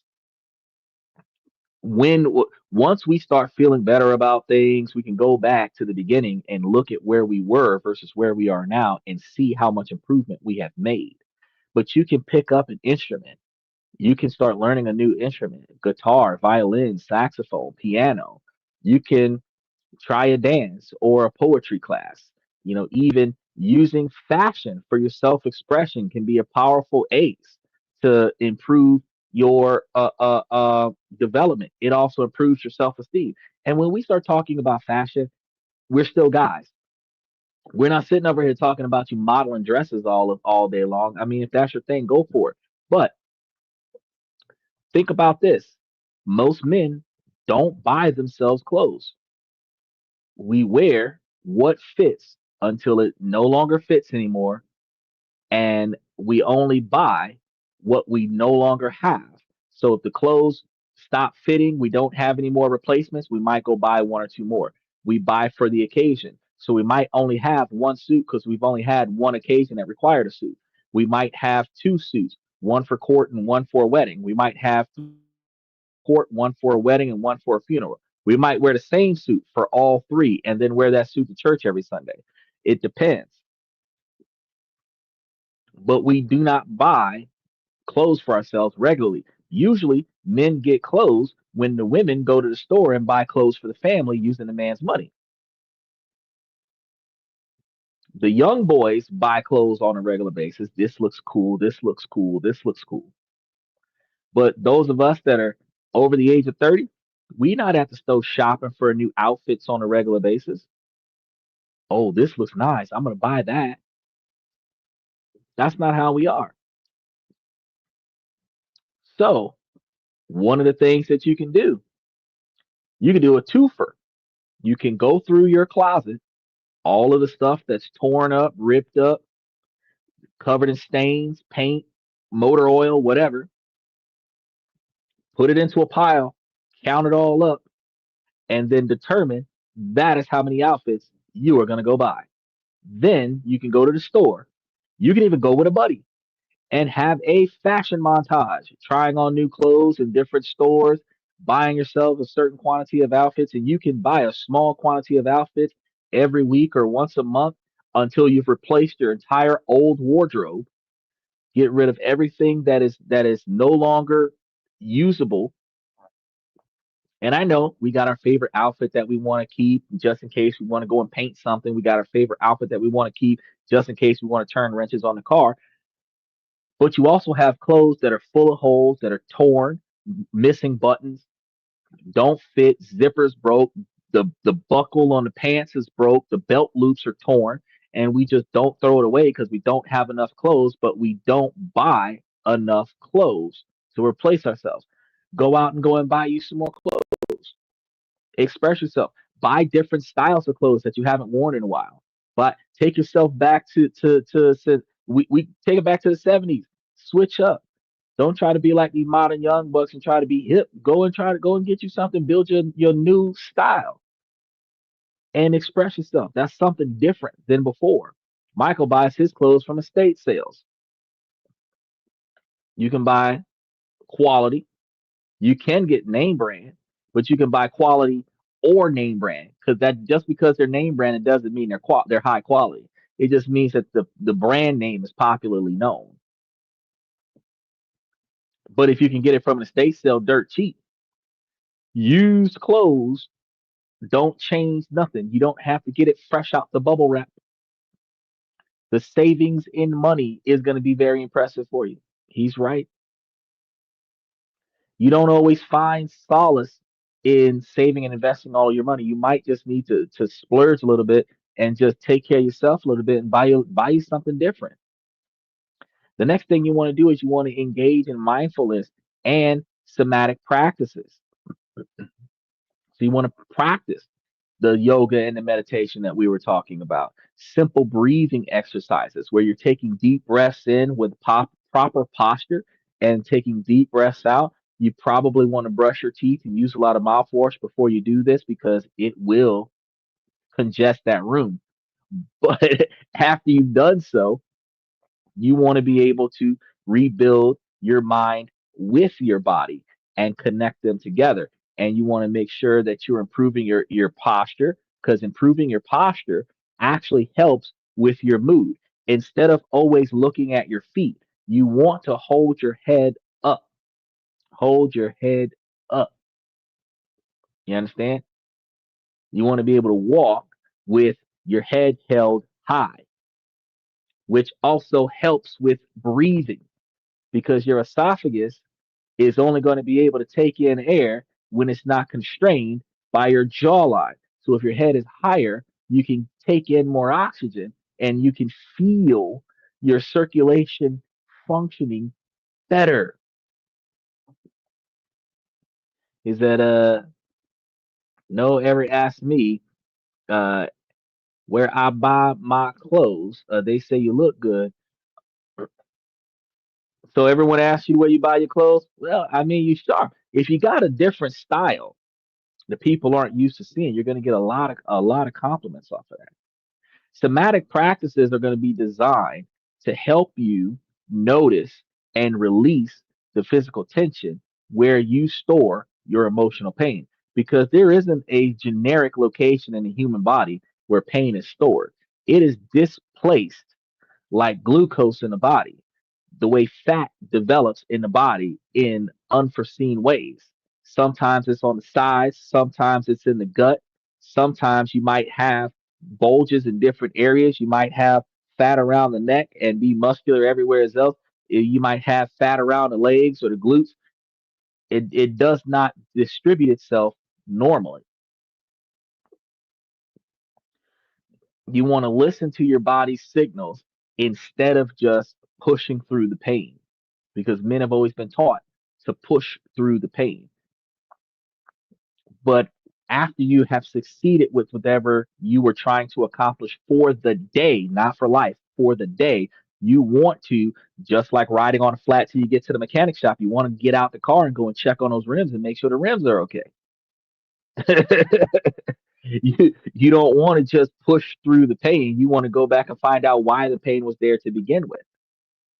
Then you want to cultivate emotional intelligence.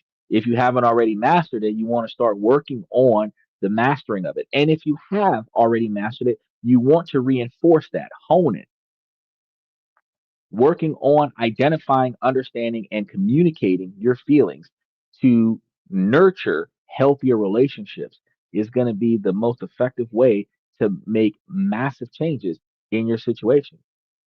And this isn't about being controlled by emotions, but about understanding its language so that you can build deeper connections with yourself as well as others. Because if you can understand, if you can genuinely tell somebody that what just happened made you feel sad and you're not embarrassed about that, you've gained something. Because think about, usually men try to hide their tears, they're wiping them away. Oh, I got something in my eye. There's dirt in my eye. Oh, there's sinuses. You know, the pollen in the air, always making excuses instead of just saying, "Hey, what I just experienced right there just put a tear in my eye. That struck an emotional nerve that made me want to cry." You got to understand the difference in the emotional intelligence. Michael says, "Kick the tires before I marry her." Well, you might have to do more than kick the tires. You might have to check in the trunk and make sure that there's no baggage there. You might You might have to take it for a spin quite a few times to make sure that it's worth keeping. You're gonna have to do more than just kick the tires. Kick the tires and punch the hood. You got now. The next thing you guys are gonna have to deal with is emotional vulnerability uh, in the male friendships because guys, we have had shallow buddies that we I can tell you that I got like two guys that I know that I talk to on a regular basis, and one of the guys I actually play chess with, we actually talk more than one of my best friends, and that guy can tell me all the time how he feels, and I'm enthusiastic about it because I'm like, yeah, open up, buddy, right before I checkmate him. But his ability to freely express how he feels is empowering. My other homeboy doesn't always express how he feels, but my other homeboy, he actually just has a problem with his mom. And I'm like, well, you resolve that problem because since you're a middle-aged man, if you put your mother in the place of a dependent and behave as such, the respect changes because when you go from being taken care of by your parents to taking care of your parents, they go from being the authority in the house to being the dependent in the house. And that dynamic requires you to demand respect from the dependents. Levels of mutual respect need to exist, but you cannot be subordinate as the caretaker. It doesn't work. Problem with mothers, move out at his age. Well, see, the problem is that his mother can't take care of herself. So if he moves out, she will be living with him to keep her from being homeless. And with her cancer, he's kind of got to take her to the doctor quite a little bit. So, there's a lot of stuff. But she has not changed from him being her little boy. So she does not show him the respect that he needs to have as a man. So, that's one of those things where non-negotiable expectations for behavior comes into play. It's like, look, mom, if I don't get the respect that I need, I will leave, and take all my resources with me. But until he stands up for himself, it's a situation where he has to accept. So we don't talk as much because he knows now, I don't mind listening to it, but my solution to him is always the same. Have you confronted her about your discontent? No, it's my mom. I just let her do what she do. Nah, bro. You've got to say this behavior's got to stop. Because until you do, she's not going to feel like it should. Not because there's anything wrong with her, because she does not believe that there's a problem. You have the problem. She doesn't have the problem. You have to tell her that you are not happy. Once you tell somebody that loves you that you are not happy with their behavior, they usually make the conscious decision to change what they're doing that is making you unhappy. Now, as long as you can be reasonably satisfied, when you voice a concern, they typically try to meet that concern realistically.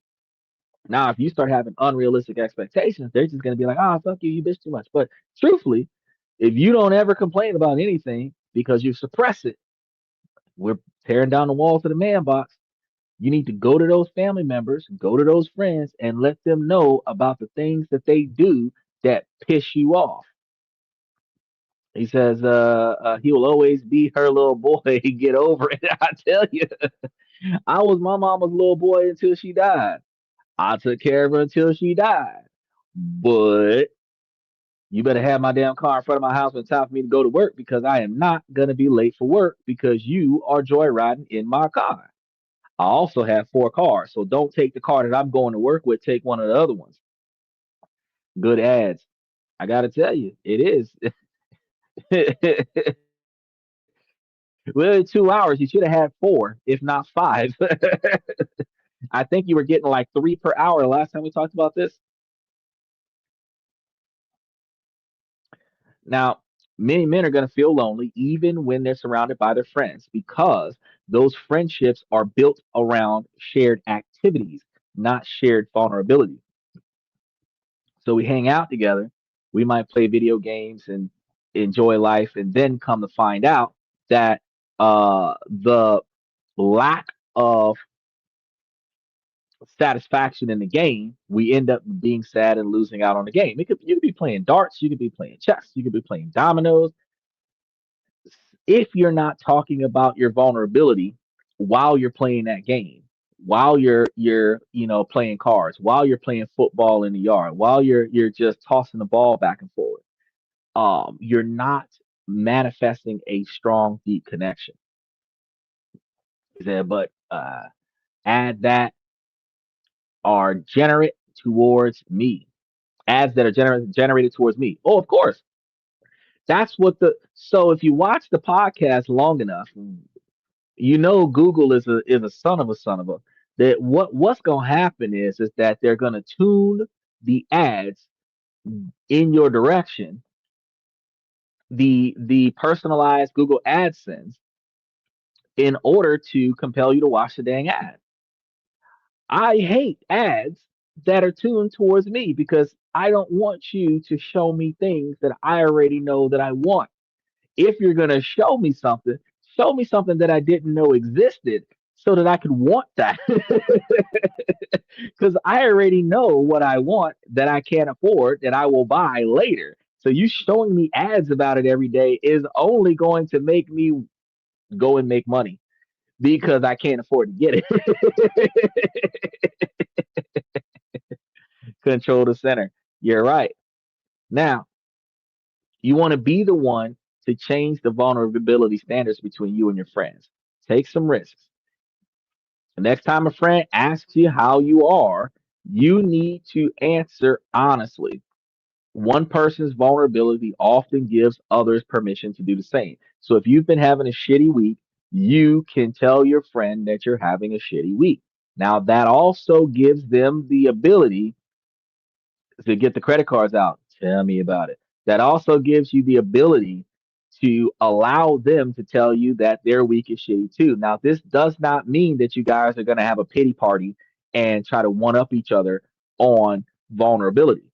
But if you're having a shitty day and they're having a shitty week and you're having a shitty month and they're having a shitty year, y'all get this out at some point. Y'all might vent today and then y'all might start working on some of these problems the next time that y'all come together. Because again, hindsight of 2020, so you can look at someone else's problem and look at ways to resolve it, even though you can't look back at your own problem and find out ways to resolve it. Now, the next thing we're going to be doing is going to redefine the strength through active ally shifts. Now, you want to use your strength not for dominance, but for the protection and support of others. So, be the man who speaks up when a friend makes a sexist joke or a racist comment, the way Michael banned Greg for making an inappropriate comment in the comment section. Challenge the boys will be boys narrative, and then publicly advocate for marginalized groups and holding peers accountable is a profound demonstration of integrity. So when people don't behave appropriately, you see, we do it here on the podcast. We put them out of the podcast because they will not, just because they've been here watching it for a while doesn't mean that we're going to say, oh, well, out of the 50,000 subscribers, we need your exclusive participation where you're going to devalue other people on the podcast and discourage people from coming to the podcast. It doesn't work that way. We got the occasional adult joke, but we also have to remember that we cannot uh, devalue or degrade anyone else deliberately. Now, some people are going to be offended by what we talk about, but at the same time, we have, because we're doing this via text, because not too many people are clicking the links and coming onto the show in real time, where you said what you said and you didn't really think about it before you said it. You actually have the opportunity to look at what you wrote before you hit send. You could have wrote it in a way that you probably would have said it to your homies at the bar, but then you're going to edit it my podcast and make that comment reasonably understood what you meant, but actually wrote in a way where it's not offensive. That's mutual respect.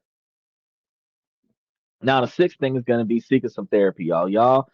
This isn't about crisis prevention scenarios. If you need it, get it for that. But even if you don't need it, you need somebody that is a neutral party in your network. And a neutral party is somebody who does not benefit from releasing your information to the rest of your network. So, therapy can come from a licensed therapist, but therapy can also come from a new non membership church. The reason why I say this is because if you are part of the congregation, human beings are human beings. What you tell them, they will tell somebody eventually, which is the reason why a best kept secret between three people is when two of them are dead. You cannot tell the pastor of your own church the personal discomfort you have in your life because he will do a sermon about that shit. Not necessarily naming your names, but everybody who knows about the details will know that the pastor talk about you. You go to a church that doesn't know you, go to the confessional, go to a Catholic priest, go to a confessional. The reason why I'm talking about this is because they are free. You don't got to pay for them. You got some money, you pay for a therapist. And then you tell the therapist, as long as you're not talking about crime, as long as you're not talking about causing harm to yourself or somebody else, you talk to the therapist about all of your concerns. The therapist is paid to listen to you. If you got a lot of stuff on your plate, book 2 hour sessions. That way you got more time to talk. Your therapist has a legal obligation to not speak about anything that is not harmful to you or someone else. So they cannot disclose any of your information to your friends or family members. So your integrity is sustained with the therapist. Okay. He said therapists are more crazy than you. Therapists have issues too. Therapists have a ton, therapists have more issues than you think. Some therapists are therapists so that they can fix your problems way better than they can fix their own. Some therapists have a chaotic lifestyle. Some therapists have therapists to help them with their problems. It's an unloading situation. It's transference of negative emotions. The therapist whose job 8 hours a day, 5 or 6 days a week to listen to other people talk about how much their life sucks. It that energy goes into that therapist, and then that therapist has to project that energy somewhere else. And their duty to secrecy makes it harder because they're not supposed to talk about it with anyone, but they do talk about it to someone, whether it is their other therapist or their homie. They had a bad day and their client has personal stuff that's going on and blah, this, blah, blah. But because the therapist is not in your network, the therapist is not damaging your situation. Yeah, you will end up in 72 lockup. That's the best of your words. If you start talking about self harm, you'd be a 72. It won't be just 72 lockup because you understand that once they get you in there, you ain't got no rights. They don't have to let you out. It isn't voluntary. If you're not voluntarily injured, you don't have the voluntary right to leave. So your rights start disappearing. It definitely drains the soul. And that's one of the things. If you have a friendship with a buddy, you got so much stuff going on in your life. And every time you meet your buddy, you're always complaining about how much life sucks. It drains away at the soul. And then the friends don't want to hang out with you no more because you're always bitching about how much life sucks. If you've got a long standing problem that takes a long time to resolve, and every time you talk to your friend, the only thing you're talking to your friend about is that exact same problem, like a rerun. It just made one new episode this month, but it's been a long standing problem. Your friend don't want to hear about it. They tired of it. They worn out about it. So you have to take that stuff to somebody else. Michael says, he's not your buddy anymore. You damn right, he ain't your buddy. He's your damn therapist, which is why you go get you a therapist. You are supposed to be able to tell your homeboys and your homegirls when shit's happening. True. You are supposed to be able to open up to them because your best friends are people you're supposed to be able to confide into reasonably. But you are not supposed to have your best friend as your therapist. You're going through some shit, you need somebody to talk to, that's what your friends are for. But if you're going through some chaos in your life and taking a long period of time to work out, more than one conversation, that's what a therapist is for. That's what a Catholic priest is for. I tell them to fix it or shut up. But sometimes they don't know how to fix it. Now, another thing that we're going to be talking about here, because you're going to be hiring this coach, you want to recognize that being with a therapist is a space that is totally honest without judgment. It's supposed to be. You want to get an expert guidance on how to build the life that you actually want. So when you don't know how to fix your problems, being able to work with a therapist as to exactly what the problem is, since men are reactionary, your problem might not be the surface issue that you're dealing with. The problem might be an underlying issue that you haven't addressed yet, which requires you to work out that issue in order to work out the rest of the issues, like a domino effect. Michael says, more than willing to listen to your problems once or twice. I'm more than willing to listen to the same problem once or twice, but I'm not willing to listen to the same problem repetitively because I don't watch reruns. So if you got a new problem, give it to me. But if the same problem you talked to me about last week and the week before, you need to go talk to a therapist. Uh, y'all still alive? Yeah, we started late. What you mean? We only been on for like 2 hours and 20 minutes. If we would have started 40 minutes sooner, we probably would have been done. Since we started 40 minutes late, we 30 minutes into we look like we almost out of the woodwork. Almost out of the woodwork.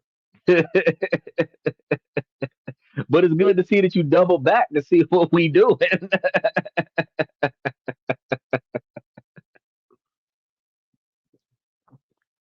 Remember that a powerful rejection of the Stoic idea comes from finding a way to get some professional help with some of the things that you've got going on.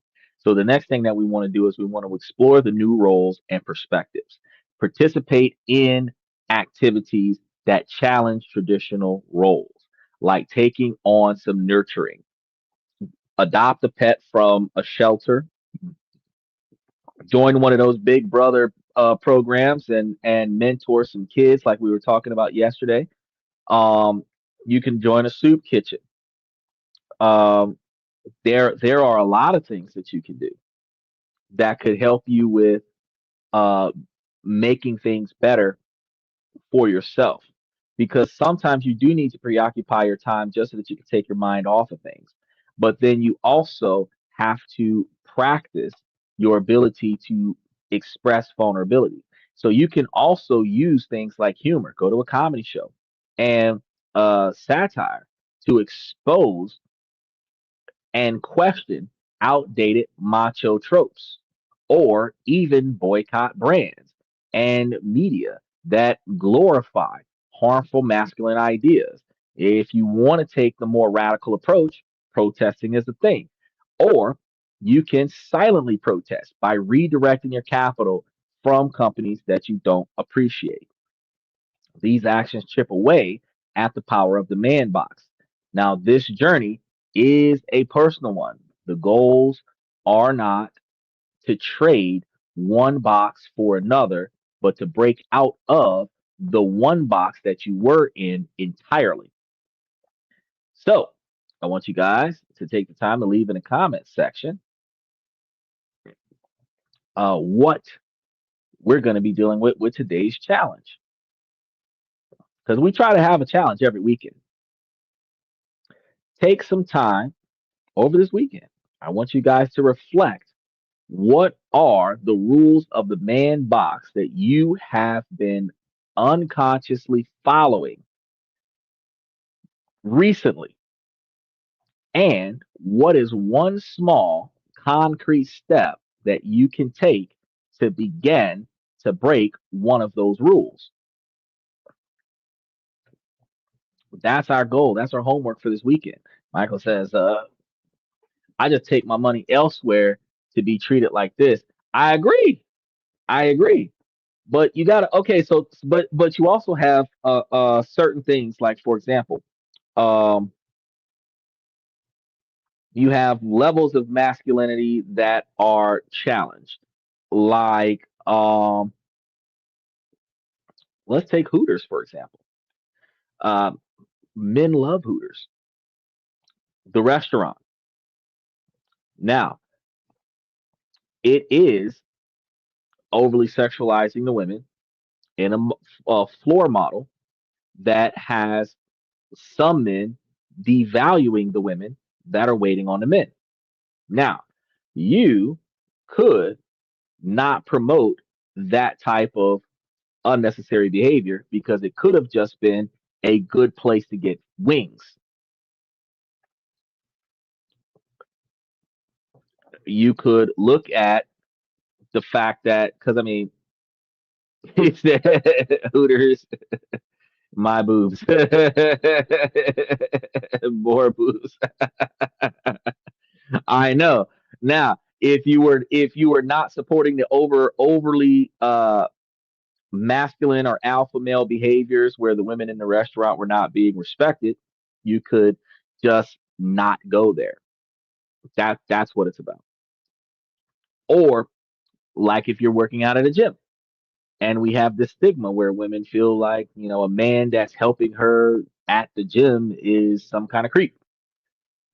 If guys are being targeted in your gym because of the females that are working out at the gym just because they're guys, you could say, hey, we don't have neutrality here, then I'm not going to be a member here anymore. You have things like men being able to sit in the park and read a newspaper regardless of whether or not there are children in the park playing on the bench. If some Karen comes out of nowhere like, you don't have any kids here, you don't need to sit here. Well, it's a public park. And if you're not my mother, you don't need to be talking to me. So you can just get out of my face and you can stand your ground on those positions. There are ways that you can get out there and do some things. But I also recommend that you don't put yourself in positions that's going to cause you to have higher levels of stress, because at the end of the day, the goal here is to relieve your stress. So don't put yourself in conflictual situations on purpose just so that you can advocate yourself out of it. That's not a benefit. That's replacing one box for the next.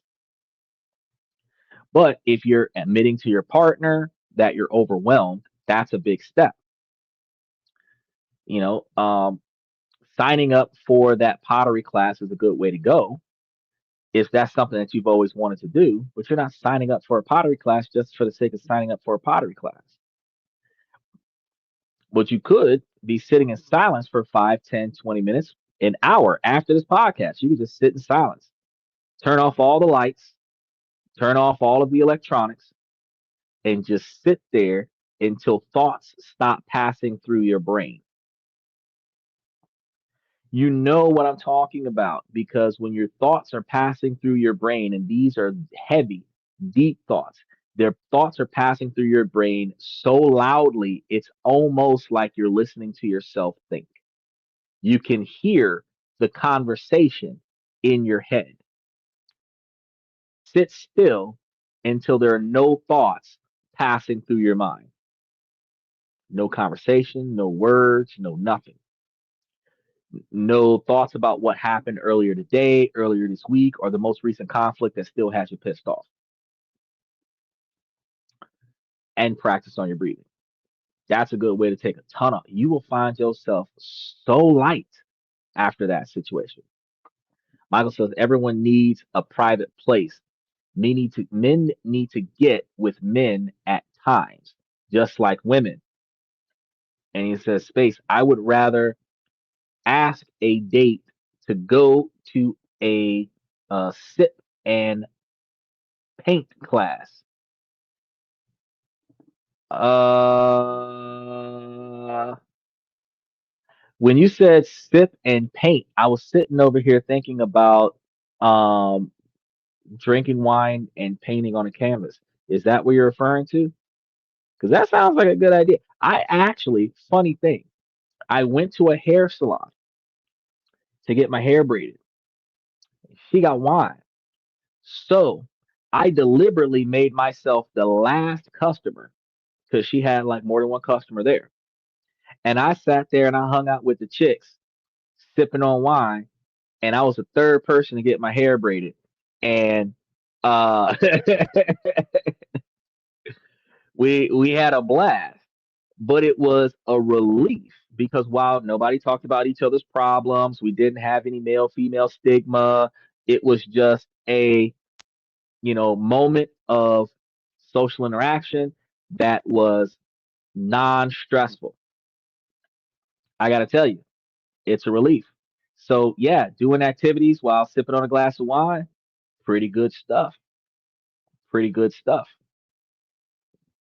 And actually, I had bought a bottle. I had a case of wine, but I had brought a bottle over because after we had drank her wine the first time, I had brought a case. I brought a bottle over from my case, and then when I came back a few weeks later, she was like, "Man, they towed your wine up, bro. My stuff was stronger than Hennessy.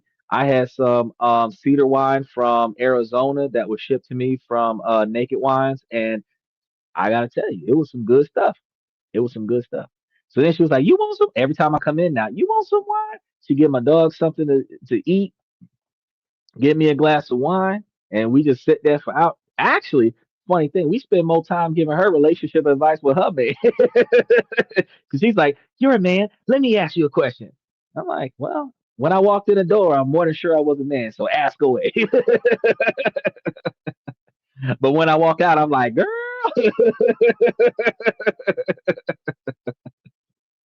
What's your style of paint? I haven't painted in a long time. So I'm going to tell you that it is going to be unorthodox because since I don't have a specific shape in mind, I would just start brushstrokes across the canvas. And then I'm going to try, a lot like the way I play chess, to figure this shit out before it's over.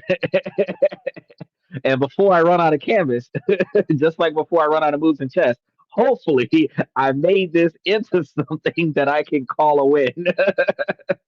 But a lot of times it could end up being a toss up.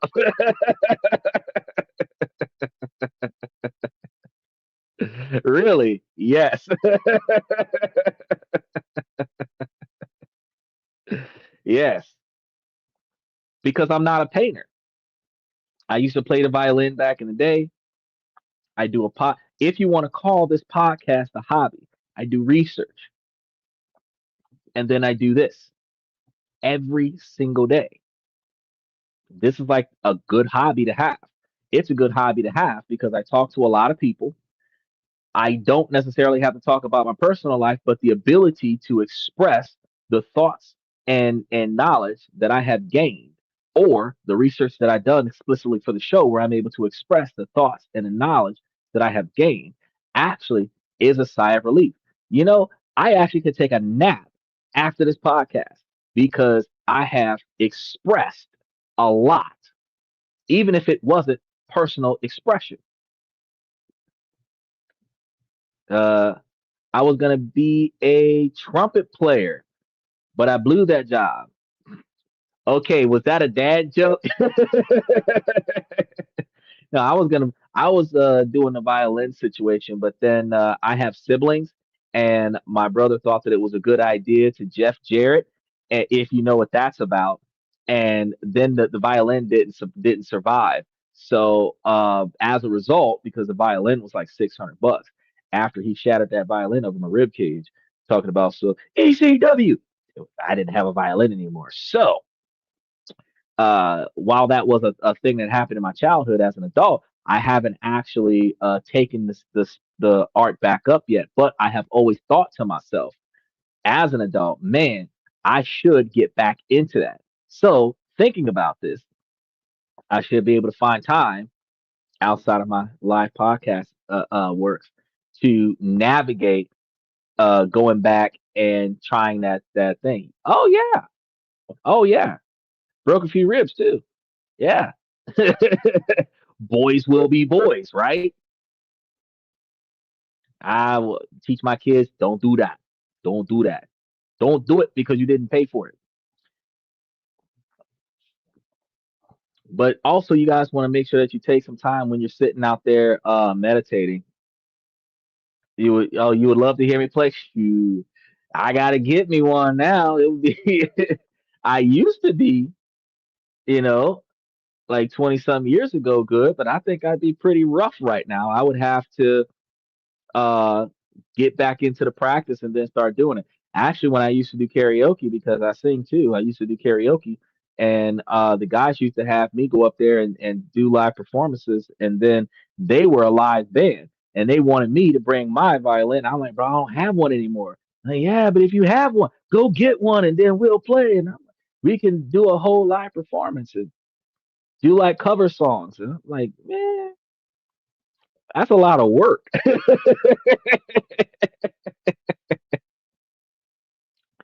But when you're sitting there in the room thinking to yourself after you finish getting all of the thoughts out of your head about all of the stuff that sucks in life and all the things you wish were different, or any of the things that have frustrated you recently off of whatever events that you've been through, you tend to stop and you want to ask yourself, how do you actually feel right now?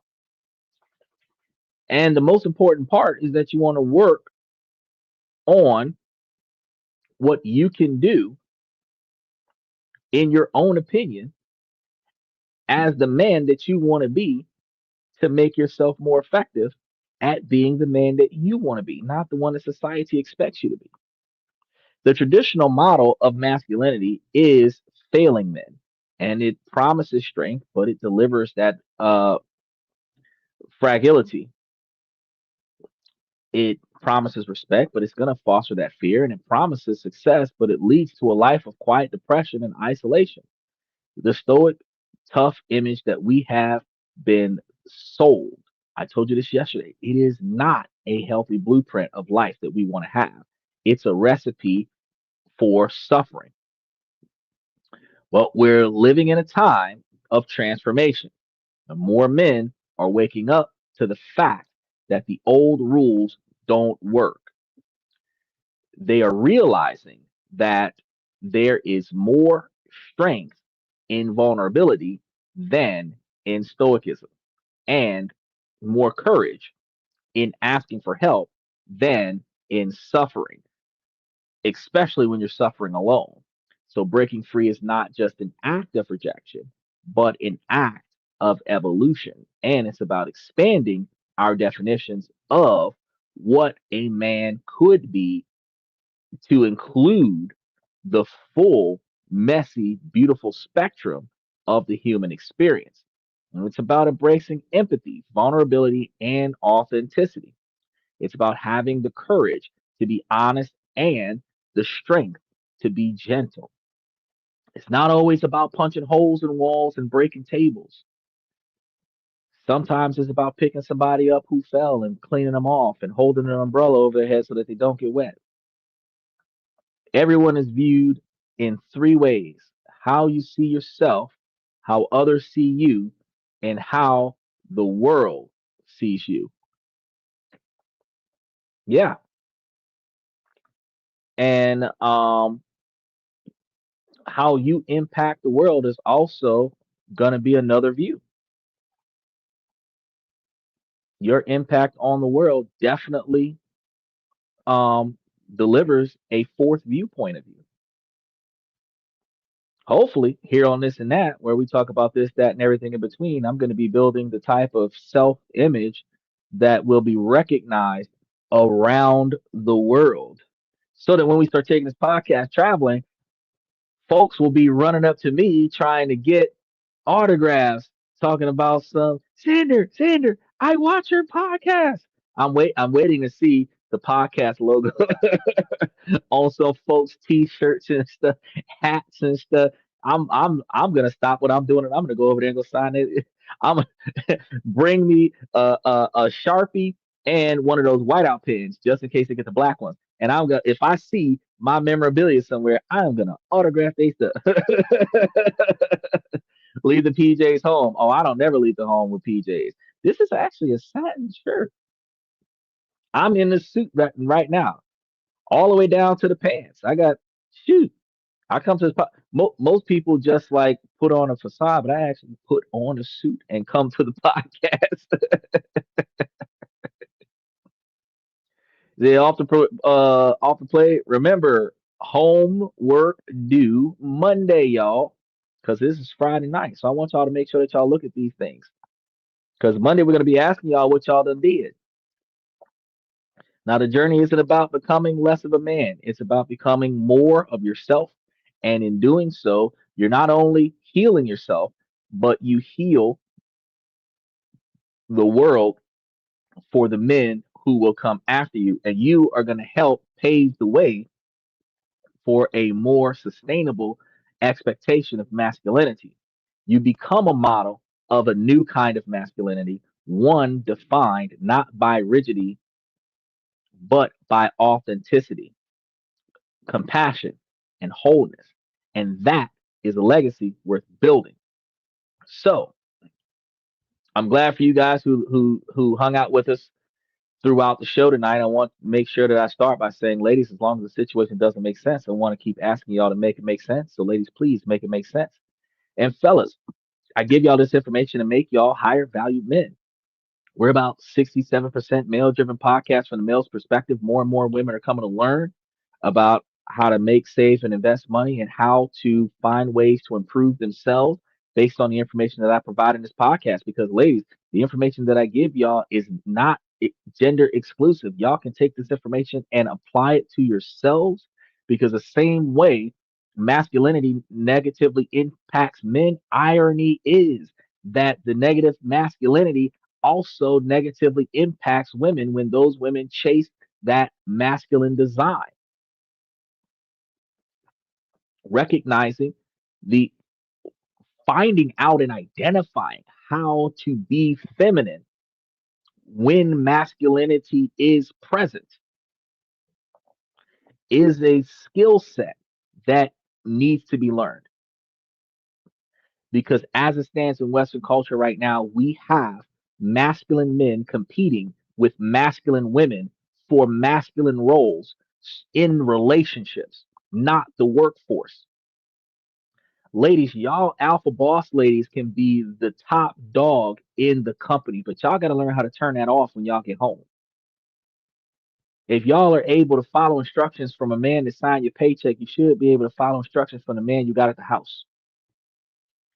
You should not be able to show another man that is not in your romantic relationship more respect than the man that you are supposed to be dedicating your life to. And this is not me saying, oh, women should bow down to men and blah, blah, blah, blah, blah. That's not what I'm saying. What I'm saying is that you should be able to show love, respect, and loyalty than any other man on the face of the earth.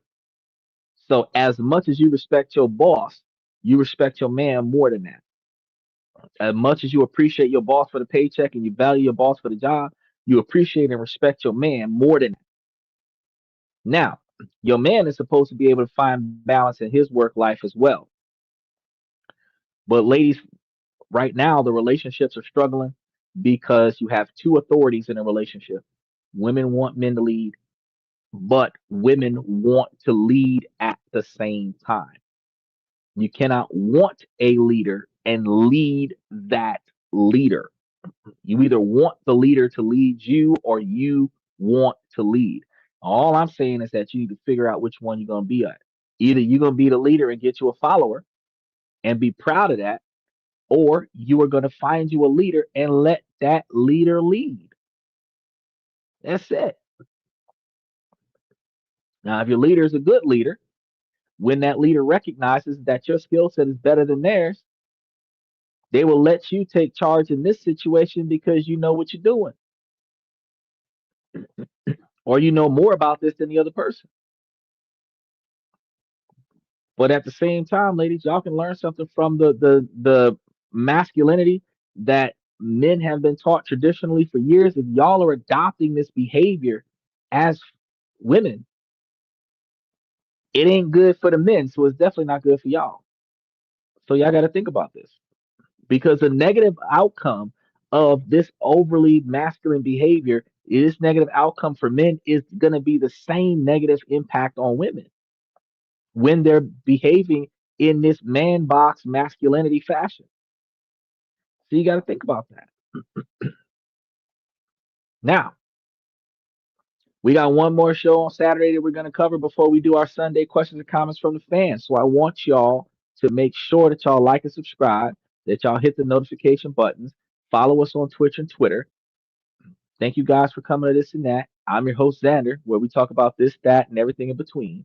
And I should see you guys tomorrow night.